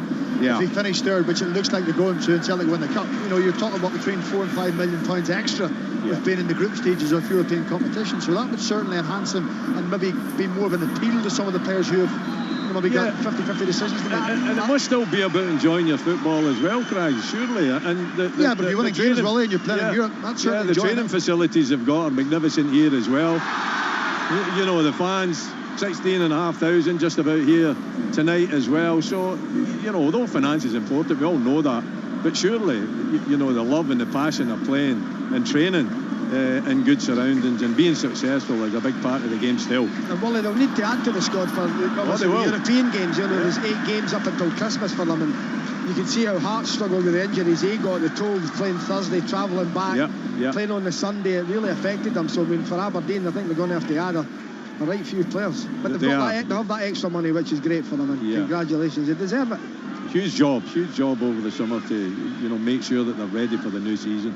And it also means, well, as it stands, and indeed, if the Scottish Cup final goes the way that they want, they're guaranteed to have that group stage football, which will be the first time since, well, Jimmy Calderwood was in charge back in the day when, and it was the kind of strange groups then where you didn't play teams home and away. You had 2 home games and 2 away games, and it never quite felt right. So it would be a first proper, if you like, qualification for group stages, but they've still got to see the night out. Hearts certainly have to find something in the closing stages. And Richard, I think the European season for Aberdeen would start in August, I was told tonight. Is that correct? It's a goal. Celtic 2-1, and it's the man, just a ball into the box. It got played into the box, which regularly does. Good strength, physicality. He's up against Paul Hanlon, and the Hibs defender just doesn't deal with it. The ball just lands at O's feet again, and he's able to just bustle it in under the goalkeeper, David Marshall, get it in the back of the net, and put Celtic 2-1 up. Yeah, 5th goal of the season for O, and Celtic back in front. It's not the kind of early July start, Willie, that has been an issue in the past for Aberdeen. So a bit more time to prepare. Yes, that's right, they did. There was that year when Aberdeen played in every calendar month of the calendar year. Hibernian 1, Celtic 2, Dundee United 0, Kilmarnock 2, Aberdeen 3, St Mirren 0, Livingston 0, Motherwell 1, Rangers 2, Heart of Midlothian 1, and Ross County 1, St Johnstone 2. That's how it stands around the country. It looks as if Aberdeen have got that game done and dusted. There's a VAR check here for a possible handball on the goal. I've got to be honest, I'm not totally sure where it would have happened. Does it ricochet up off of the challenge of Paul Hanlon for the... So it's got to be a yellow card here, has to be, for Middleton. He's pulled his jersey, it's right in front of the assistant. He's got to book him. What is going on? Come on, referee. You know the laws of the game. That's a nonsense. I think that might have been what Ash Taylor was just saying to him as he bellowed in his ear. What is going on? Is he still... He's walking backwards. He's not going to book him. No. Right, young Rory McLeod about to get an outing here at Town, but a couple of changes being made, I think. This possible handball's taken a wee while here at Easter Road. I don't know if anyone's seen any replays of this. Certainly from the main stand, the angle that I've got looking at it, it didn't look like anything there. I don't know whether... It's a handball in the build-up, Michael. I think it's Hattati that controls it with his arm just in the first pass in the middle of the pitch. So they've went back a couple of attacking phases. It looks like it's his hand in that view that I've just seen it, but it's not a close enough angle to be definitive. Well, I mean, Leon, you've had a look at it later than they've started looking at it. I didn't understand how it can take them so long. Possible offside as well, actually. I think here it's just frozen a still image. Looks onside. The goal's given, no handball. Yeah. Right, I've just had Richard Foster complaining that we were in some way dismissing the efforts of his Aberdeen team in getting into that group stage back in the day. Oh, was that when Darren Mackey scored the diving header? It was in from Nipro. From a Richard Foster cross, who was playing left back. That's right. And there's a yellow card for Charlie Mulgrew for complaining. He might have got involved in the goal action during the campaign as well. I remember it. He tore up the left-hand side away from home. Goal! Whoa, that sounds like Dingwall. Goal for Ross County, Jordan White. The goal hero, Noah Kerry, popped the ball through, and Jordan White at the back post to turn it beyond the goalkeeper. 2-2. Jordan White scores his 11th goal of the season. They were 2-0 down just a few minutes ago. It is now 2-2 in Dingwall. Ross County would move on to 34 points. They would be 3 clear of Dundee United, and they would be 7 goals better off in terms of the goal difference. It would also just delay Kilmarnock's celebrations as well, because County would still, because their goal difference is significantly better, they would still be in with a chance on the final day of tipping Kilmarnock to 10 spots. A couple of changes, Richard, for United. McMahon's going off and Hearts has gone off, and Fotheringham has come on, and young Rory McLeod is. Kilmarnock also are going to ring the changes. The goal scorer, Vassell, is coming off, and on has gone in as Cameron. Varchek and Dingwall, Richard. On the goal. Yeah. Ian, I had a look at it. It probably is tight, but I've got a feeling that Montgomery at left back was playing Jordan White on. Centrally, the two central defenders have stepped up, and Jordan White's got a bit of time and space. He looks like he's in there on his own, but the one replay that I had there, Montgomery's a lot deeper than the rest of the back line, so it'll be interesting once you get a freeze and a still on it to see how it looks. Nick Walsh has kind of slowly made his way back. He's been very I think there's been communication in his ear. There seems to be a lot of kind of communication with the VAR room, but yeah, he's given it. He's pointed to the spot, 2 apiece. There you go, the goal stands. Ian, I don't know if you were on the line at maybe, 7 or 8 minutes ago. Samuel had a brilliant chance. It was a great save from Sinclair. County almost get themselves level. They could actually be in front.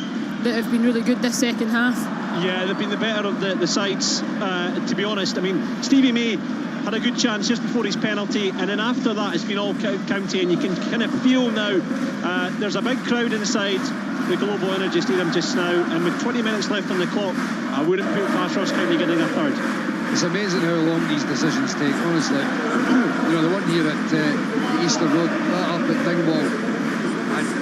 The Motherwell, Michael, was ridiculous. Well, the thing is, see with the offsides as well, you didn't need to look at 5 different angles. You know the one that's going to work, i.e. straight across the park. Get that, look at it, and hurry up and make your decision. It's ludicrous the length of time it takes. Right, as it stands, into the final 20 minutes of the matches around the country. In terms of the bottom of the table, still Dundee United 0, Kilmarnock 2. Kyle Vassell with a double, and it's Ross County to St Johnstone to Stevie May with a double for St Johnstone, but County have hit back from 2-0 down through Jan Danda and now Jordan White, and it is all in the mix once again at the bottom. The battle for third spot is looking good for Aberdeen right now. 3-0 up against Cimarron. Clarkson and a Shinnie double. Small sent off for Cimarron in the first half. Hearts had been in front early on at Ibrox through Lawrence Shankland, but Todd Cantwell and Fashion Sakala have turned it round, and those scorelines would be enough to clinch third place for Aberdeen. Elsewhere, Hibernian 1, Celtic 2.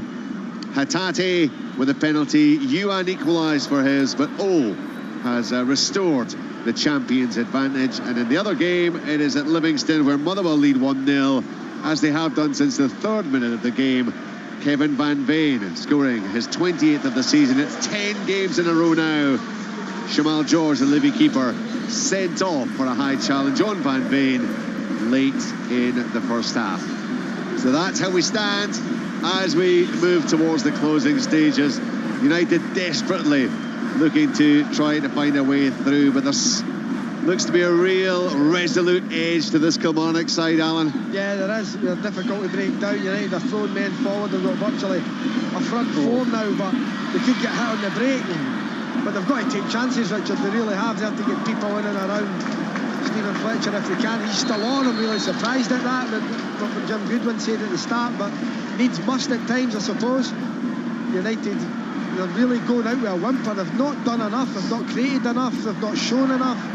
And if I'm Jim Goodwin, I'm absolutely raging, because what Derek McInnes has got from his side, Jim's certainly not got from his. They've been poor again. Alan, there seemed to be a feeling, wasn't there, a few weeks ago, that when they'd won their 3 games in a row, that was them. They were in the mood. They were just going to turn over Ross County in the first game after the split. And since then, it's really gone downhill. It has, Stephen. It's been really poor from them. I've watched them on a number of occasions. Saturday again tonight. It's a similar performance tonight from Saturday. They're just lacklustre. They're not creating anything, and they've got good players out there, but they're just not showing it. And then they make defensive mistakes, which is always going to cost them.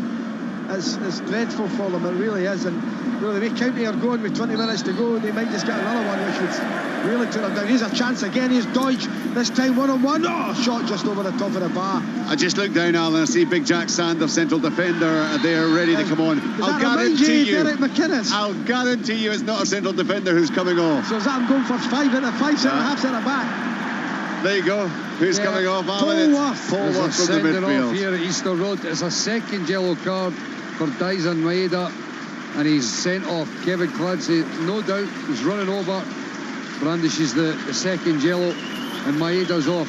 I'm trying to remember his first yellow card. I can't honestly remember what happened. There was a coming together in the first half. Maybe anybody else that was Leanne in the studio can remember Dyson Maeda's first yellow card. But certainly here, he's over on the far side. He's challenged with Will Fish, and there's no complaint from the Japanese winger, and he's trotting off here. Second yellow, Dyson Maeda's off. Scottish men having a chance here, Richard, for St Mirren on the break. Totally free down the right hand side. Roos came out, angled it. His body really well, narrowed it completely for men. Men blasted it at him, but it was straight at the Aberdeen goalkeeper, and they saved it well. Armstrong's also gone off, Richard. Blair Alston's come on, so we can see, although United are pushing 4 up, it looks like now Kilmarnock have got the Landy Giants at the back and want to just see this through. Yeah, I've got to say Jack Sanders was outstanding first half of the season at Cove when he was up on loan, joining us up there. Good to see him back out in the park in the top flight. That's Celtic's third red card of the season. Callum McGregor, David Turnbull sent off previously. Now Dyson Maeda. He goes straight red for Jake Doyle-Hayes. I'd want to see it again. I mean, does brilliantly on the halfway line, takes it in under some real pressure. He twists and gets free of the Hibs challenge. He's driving forward, and right on the halfway line, Jake Doyle-Hayes cynically pulls him down. Red card, I'd want to see it again, but that's it. Decision's made unless there's a VAR check that they decide against it, which I'd be very surprised. No, it's in the middle of the park. Right, plenty of bodies around, and there was absolutely no doubt. Kevin Clancy, quick as you like, out with the second yellow, and out with the straight red, and he's off. I haven't seen a replay, Michael, but I think it looked cynical. I only seen it in real time, just as you brought it to our attention. There's a VAR check on it. Yeah. Right. There's a VAR check. I think he catches. I think it's maybe the point of contact. It looks as if he was holding the bottom of his calf. So I don't know if that's what's made the decision for the referee, the height of the challenge. Well, if it stands, it'll also be a third red card of the season for Hibernian after McGuinness and Ewan early in the campaign. And just when you think that maybe he's coming to have a look at it. He's coming to have a look at it. So he'll change his mind. Yeah, well, you would think so. I've got to be honest. Would there be a second yellow, Michael? Has he already been booked? Would he downgrade it to a yellow?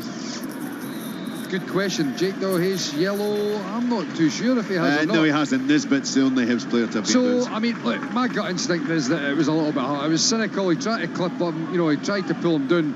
But I just thought it was a wee bit harsh, which is perhaps what the VAR official has thought as well. So the referee currently having a look. It might be. I think the reality is he's made no attempt to play the ball. I think that's probably why Kevin Clancy's made his decision. He's trotting back onto the park, Kevin Clancy, and he's having looked at it, and it looks like he's changing his decision. It's a yellow card. Okay, well, they do have that one-man advantage then as they move towards or into the closing stages. And they try to find a way to at least get back on level terms. And that's when VAR's good, Richard. Not things like that. At least if that Michael called it straight away virtually, saying it wasn't a red. So that's why VAR's good. Yeah, sadly there are so many reasons as to why it's bad. Of course. It's been a while since I heard VAR and good in the same sentence. Yeah, there you go. It's been a tough old season, hasn't it? Right. Quite sensible to introduce it in October as well. Yeah, some say that. I would have given them another 8 months to practice, I suppose, if they hadn't introduced it then. You know what they should be doing now, though, Richard? Practicing refereeing. Actually, they're doing all their practicing in the VAR studio. How's about practicing the refereeing? Yeah, that's a decent shout. Right, Dundee United desperately trying to find a way back into this one as we must be in the final 15 minutes now. Yes. comfortably in the final 15 minutes. And it's still Kilmarnock 2-0 up. It's still Ross County 2, St Johnstone 2. What that does mean, of course, is that Kilmarnock will move on to 37 points. Ross County on to 34. Dundee United on 31. There's a chance here for Hibs. It's a good save from Scott Bain. Break from Hibs. Kevin Nisbet was having it. He was driving at the back line. He had a runner out on the right-hand side. And I think it was Josh Campbell. And then Eli Yuhan made a good run across the face of him, just open it up. He slipped it into Yuhan's path.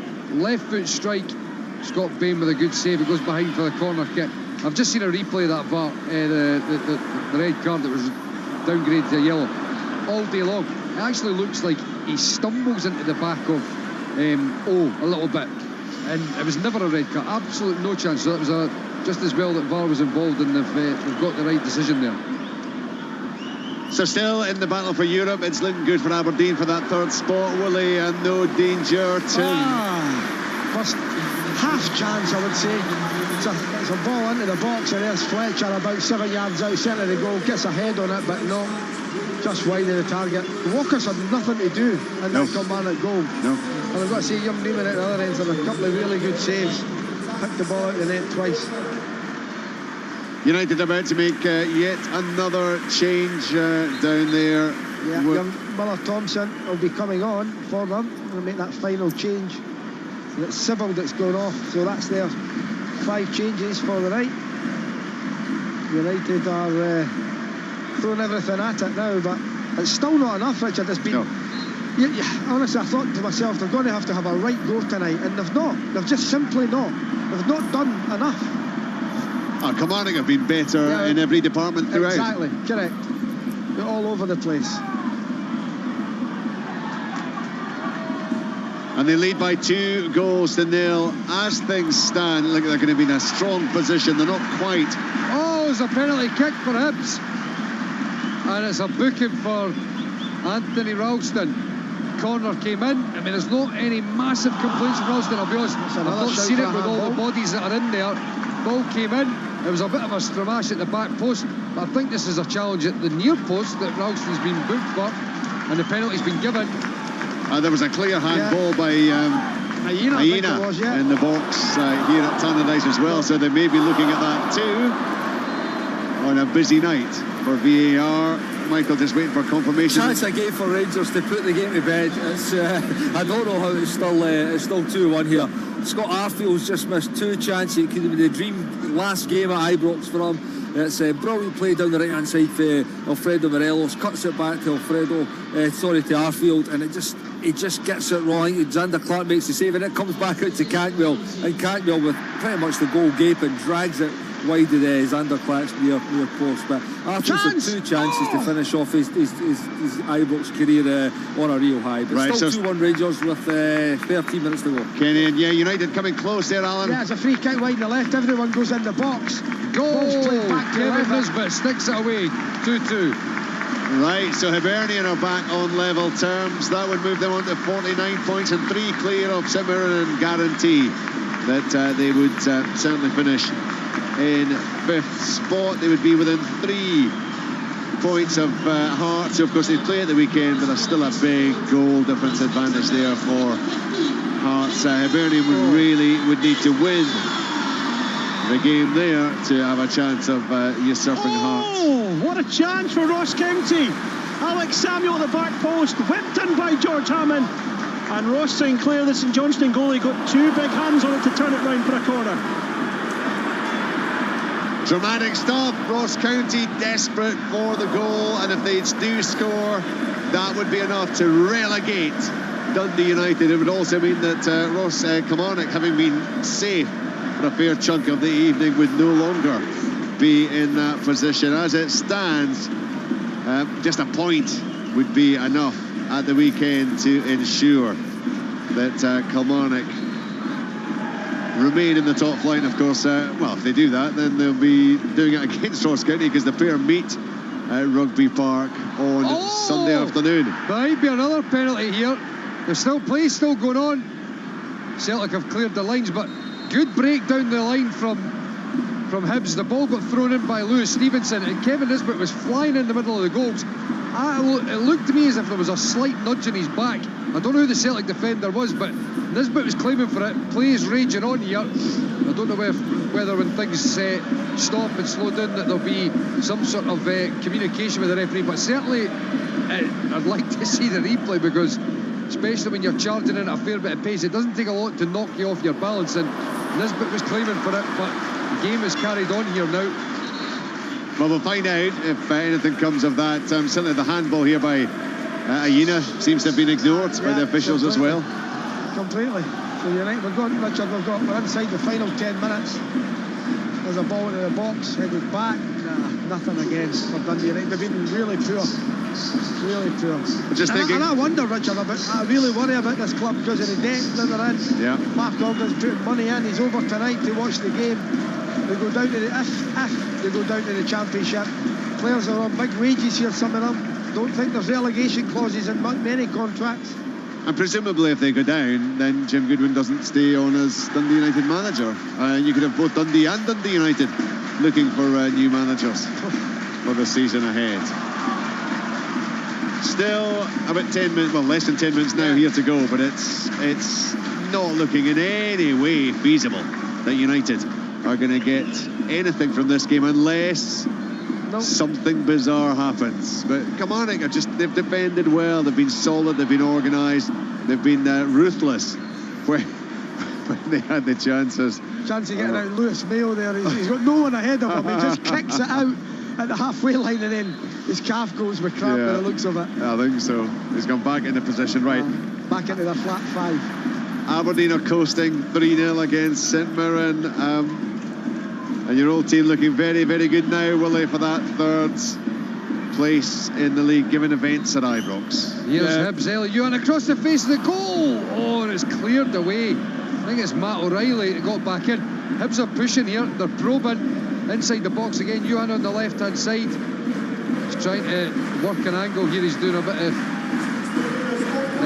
shaking his feet and not doing a great deal. But Henderson curling it just over the crossbar. This is the first time the ball's been out since that potential push, but I don't think it's going to come from it. I've not seen a replay of it. How long would that take to go back, Michael? Well, it'd be a fair bit, but the game's been started, so I don't think it's going back.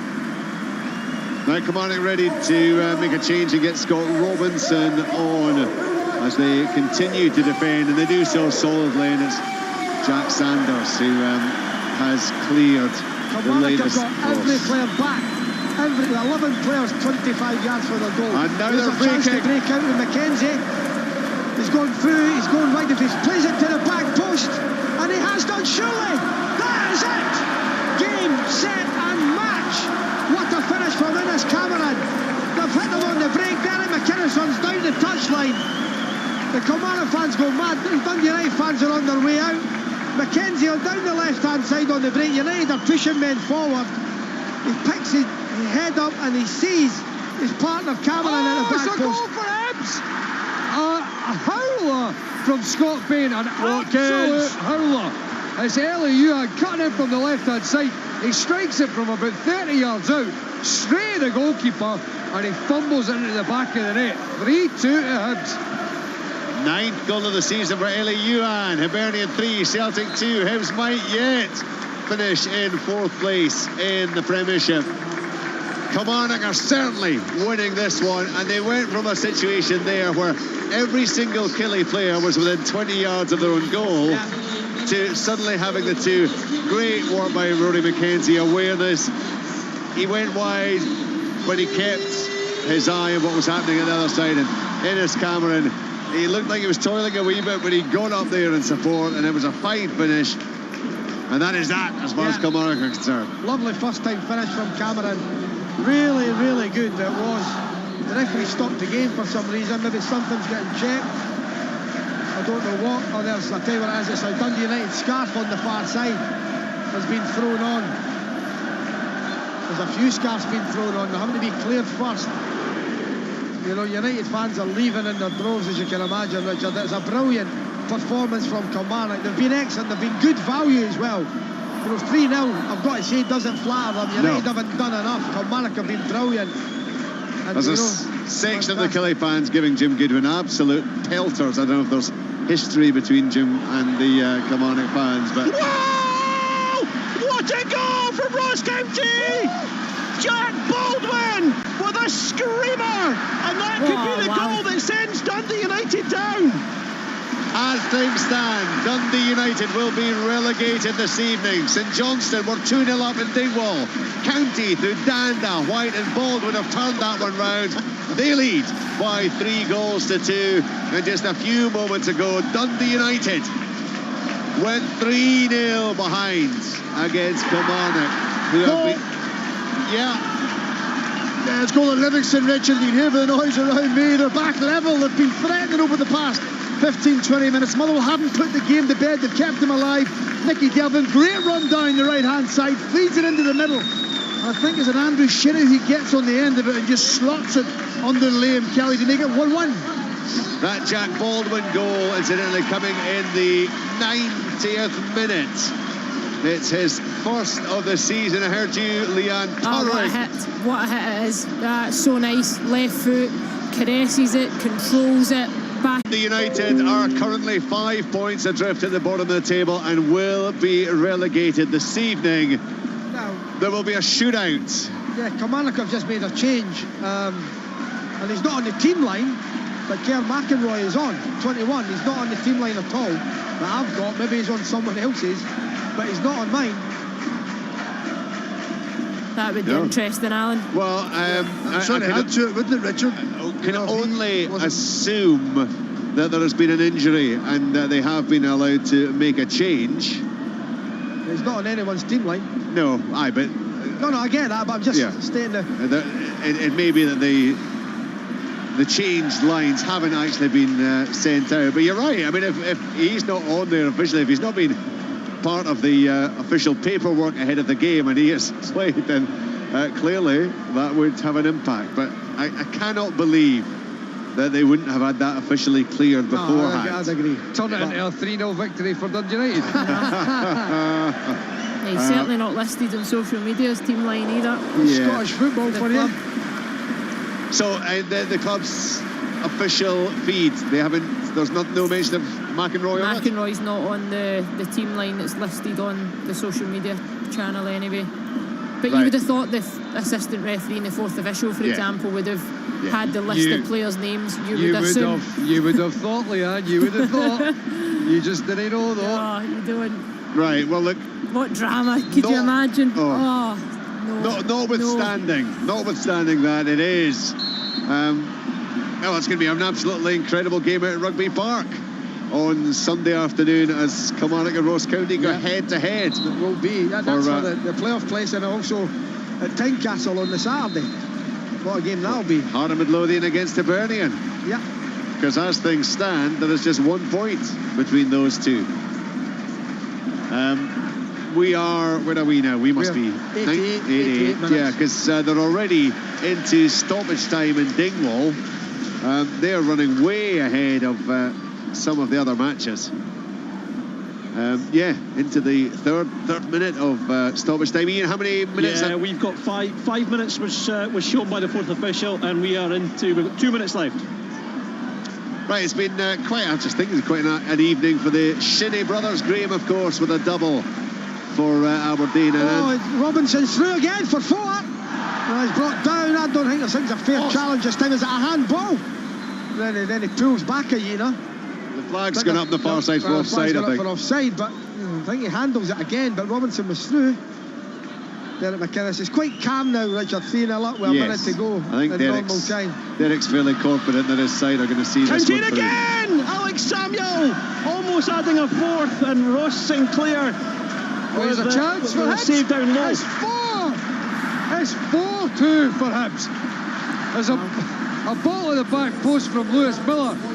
I'm still not 100% sure who's got the header at the back post. The goalkeeping from Scott Bain is questionable. He fumbles into the back of the net. I think it's Hanlon, Michael. Paul Hanlon. Yeah. He gets across Scott Bain, and as you just said, Leanne, it's questionable at best. Fumbles it into the back of the net. In the first half he made a great save at the back post from Kevin Nisbet. On that occasion, Not good enough. Not good enough. Well, I was saying beforehand that he's signed a new 3-year deal, so he'll be pleased that the ink has dried. Not given what's been you're happening. not joking, Richard, when you see these goals dear. back. Richard, the thing is with the goal. Oh my goodness me, there's a goal, it's gone in. It's Ryan McGowan who's turned it in for St Johnstone. Oh, Would you believe it? 30 seconds to go, and Ryan McGowan is nodded in. United are hanging on. This is incredible. So there was a period there for just about 3 or 4 minutes where United were down, but that changes things as Ryan McGowan. Hang on, we've got a VAR check, Richard. Of course you do. For this one. Ian, how much time did you have added on up there? We have 5 minutes. We're into the final 5 seconds. Because it felt like you guys kicked off a good few minutes before the other matches. Yeah. I'm just getting a look at it. Comes off the crossbar initially, it comes back. I wonder if they're checking if it's a possible handball, Ian, actually. Yeah. It's really hard to tell. With the way McGowan stretches, it either comes off his thigh or it comes off his arm. I'm going to give him the benefit of the doubt and say it's come off his thigh. But it will be interesting because his arm was pretty close. Malky Mackay, the camera pans to him, his hand over his face. Especially after Saturday with that VAR decision. I mean, this is the last action, isn't it? I mean, this just adds to the intense drama of the occasion. Is it going to be a lifeline, a potential lifeline for Dundee United? Albeit they are still goal given, Richard. Goal given. So the goal has gone in. It's an equaliser for St Johnstone. It's Ross County 3, St Johnstone 3. It means that Dundee United now 3 points adrift at the bottom of the table, but County with a goal difference of minus 21, Dundee United minus 29. So it's an 8-goal swing. It looks still almost certain that United are going to be relegated this evening. Kilmarnock, well, they've got reason to be grateful, I suppose, of that going in. As things stand, County are going to have to go to Rugby Park and win if they are to remain in the top flight for full sure. time, Richard. Ross County 3, St Johnstone 3. Oh my goodness, so County losing those 2 late goals in the last couple of matches, deep into stoppage time. Was it 7th, 8th minute of stoppage time at the weekend? Yeah, 99, and then today 94. Wow. And 30 seconds to go, yeah. Wow. Well, it's finished, and they are on 34 points. So they're 3 clear of Dundee United. They're 3 behind Kilmarnock. St Johnstone, of course, making themselves safe at the weekend. So Ross County could effectively finish in all 3 positions on Sunday, Richard, couldn't they? Well, they could. They could get relegated, they could be in the playoff, they could be safe. Yeah, I mean, things would have to go horribly wrong for them to be relegated, and horribly right for Dundee United. I mean, you're now, and of course, United have scored more goals than Ross County's, but you're still looking at an 8-goal swing on the day. For it to go horribly right. For it to go horribly right. Look, seen enough of Dundee United again tonight to suggest that there is no chance, Alan. I think they could play till that game on Sunday and not get 8 goals. Not get 1 goal the way they're going. Honestly, I think this is a record. I think it's a record here at Easter Road. Take a guess. How many minutes of injury time? 11. Full time at Petard Red, 3-0. Is it? I'm presuming you saw it. No, absolutely not. It's 11 minutes of injury time. Yes. Wow. Look, congratulations to Aberdeen. It's a win for them tonight. 3-0. Aberdeen on to 57 points, and given that Hearts are still trailing 2-1 late on at Ibrox, I think we can say that Aberdeen have guaranteed 3rd spot in the table. And, well, of course, clearly hoping that there will be European group stage football. At Tannadice, Dundee United 0, Kilmarnock 3. United still mathematically in the Scottish Premiership. Very, very difficult. Kilmarnock have taken away the threat of relegation automatically. It's a goal for Hearts. Oh! It's a goal for Hearts. It's Kewell. He's away celebrating with the Hearts fans. He's jumped the hoardings and he's in with the Hearts fans right now. It goes up the right wing. This must be the last kick of the ball.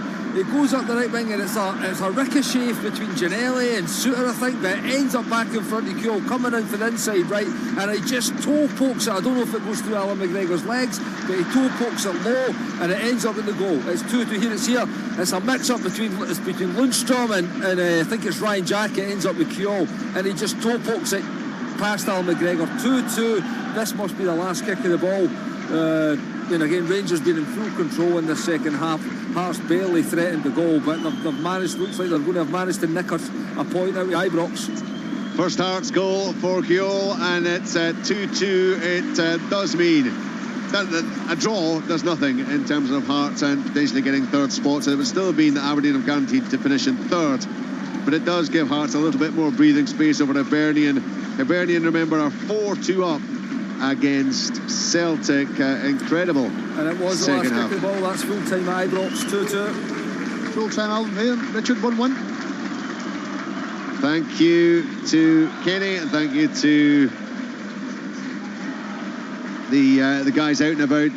Thanks to Stephen there for the scoreline at Livingston. So it's 1 apiece. It'll be full time here tomorrow. We'll come back to you in about 11 minutes, Mikey. It was a Bernabei own goal. I see it's eventually gone through as for the fourth Hibernian. A Bernabei own goal? That's what it says. Oh, I'm surprised at that. I mean, Leanne saw the replay as well, didn't it? It just looked like it was a header on goal and Scott Bain fumbles it in the back of the net. I don't know. It just looked on target. Okay. That's harsh if you're not getting unless he pushed it against Bernabei and Bernabei knocked it in, did he? No, I just think it was I need to see the replay, but it looked to me just a header on target that Bain just fumbles into the net. Okay. Well, anyway, it is 4-2 for Hibernian against Celtic, and by the way, I said that even though Hibs were behind, they were threatening. They had a threat throughout the whole game, and Celtic, I don't think you can underestimate. I know they've won the title, but I don't think you can underestimate how important Cameron Carter-Vickers is to this Celtic side. Without him, that defence it's a shadow of the outfit. And I know the intensity drops. I get all that, but it's a side that really has an off day, even when they've won this. With that Cameron Carter-Vickers, he leaves a big gap in that defence. Maybe leaves Inverness with a chance, and you're saying that Aberdeen are guaranteed group football. Well, maybe not. Maybe not. Look, as it stands, Dundee United are essentially relegated. It may not arithmetically have been confirmed as things stand, but they're 31 points. They're 3 points behind Ross County. Here's another chance for Hibs. McCurdy shoots. And it comes to nothing. Yeah, so United looking all but done. I mean, the bottom line is they're down. I see some of the fans are kind of hovering around. They're expecting the players to come back out. There were one or two down there who were just wandering around. Alan, could we give Alan the power to speak, please? Thank you.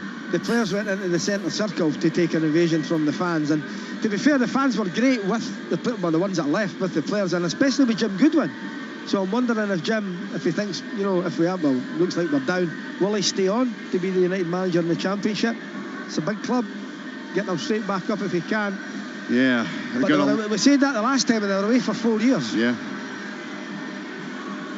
Yeah, I mean, it was a real struggle to get back up out of the second tier. Well, you imagine that Dundee United are going to have, well, I say a fire sale, but it's not so much a fire sale. They'll be desperately just trying to offload players. The problem is, as Alan was talking before, there's some guys there on big wages that, realistically, they're not going to get elsewhere.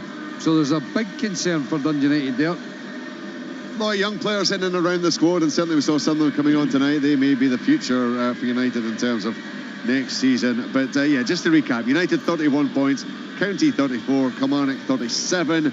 United's goal difference is minus 29, Ross County minus 21, Kilmarnock minus 27. Kilmarnock know that they cannot be automatically relegated, and of course with a 3-point advantage, a draw will be enough for them to preserve their top flight status on Sunday afternoon.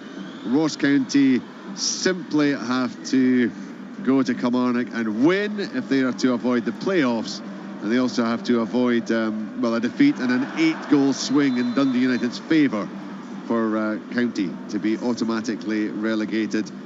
Confirmed news, though, tonight that Aberdeen will finish in third. They are 4 points clear of Hearts with the 1 game to go. Hibernian look like going on to win that game.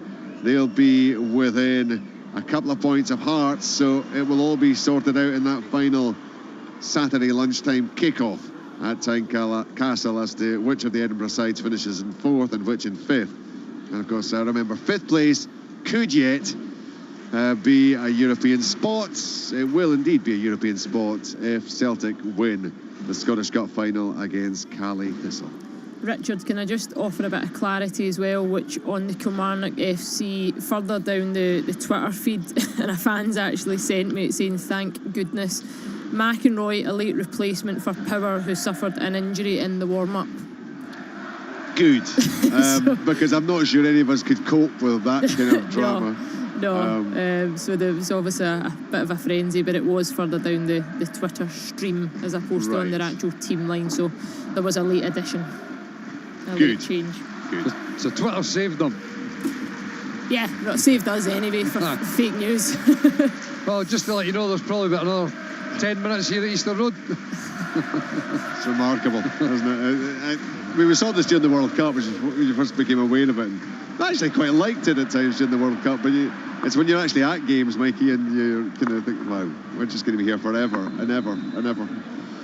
But it's looking like a good evening for Hibernian, and they have kept alive their hopes of supplanting Hearts for 4th place in the table. Right, we're waiting for things to settle down there. Alan, just reflect for me on what Kilmarnock have. It was all very well, and people will get hooked up on Dundee United, but talk to me about what Kilmarnock have come here and done this evening. They've done a right job on Dundee United, Richard, and from the off they have. They took the lead early on in the game. Vassell, 14 minutes, running out the box, lunges into a tackle, which questionable to say at least. The ball's played back in, it breaks to Vassell, who with his left foot knocks it home across the keeper in the back of the net. It was nearly 2-0, 22 minutes.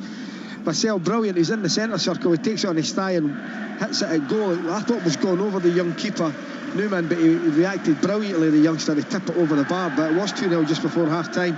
Poor defending again. It was Niskanen rolled it back to Aina. He was short with the pass, dodges onto it, he's one-on-one with the keeper wipes him out, and the ball breaks square, and there's Vassell in the right place and the right time again. United hardly had anything. Levitt, a deflected shot over the bar, that was really about it. United push men forward, Richard. There was 7 minutes to go. Kelly hit them on the break. Lovely play by Rory McKenzie on the left-hand side. He picks his head up. He looks up and he sees the sub-Innes Cameron coming on. He rolls it square to him, and from about 9 yards, first time right foot shot into the back of the net. United fans out in their droves at that point. And as you rightly said, mathematically they've still got a chance. Very, very, very slim. I can't see it at all. But for Kilmarnock, they have to dust themselves down. That goal up at Dingwall makes it that they have to keep going as well for Sunday. It's a massive game now at Rugby Park, but a draw would do them. But a really professional and good performance from Derek McInnes' side tonight. 3-0. Yeah, they were excellent, absolutely excellent, and they're just about there in terms of remaining up. They certainly know they cannot be automatically relegated. We're now at the point where it's that final game of the season to come, and it would be, of course, either now looking like Kilmarnock or Ross County against, well, whoever comes through from the Championship, and Partick Thistle are odds-on favourites for that one. Remember, the second leg of that one, Ayr United against Partick Thistle, Friday night, 7:30, the Premiership playoff live on the BBC Scotland channel, and the Sports Scene Highlights programme tonight, 10:45, action from all 6 of this evening's Premiership games. Sports Scene, that's on BBC One Scotland as opposed to the BBC Scotland channel. You're almost there, Michael? What do you think? No chance. You must be just about there. No, still probably about another 3 or 4 minutes left. Oh, wow. Yeah. Right, 4-2 it is for Hibernian.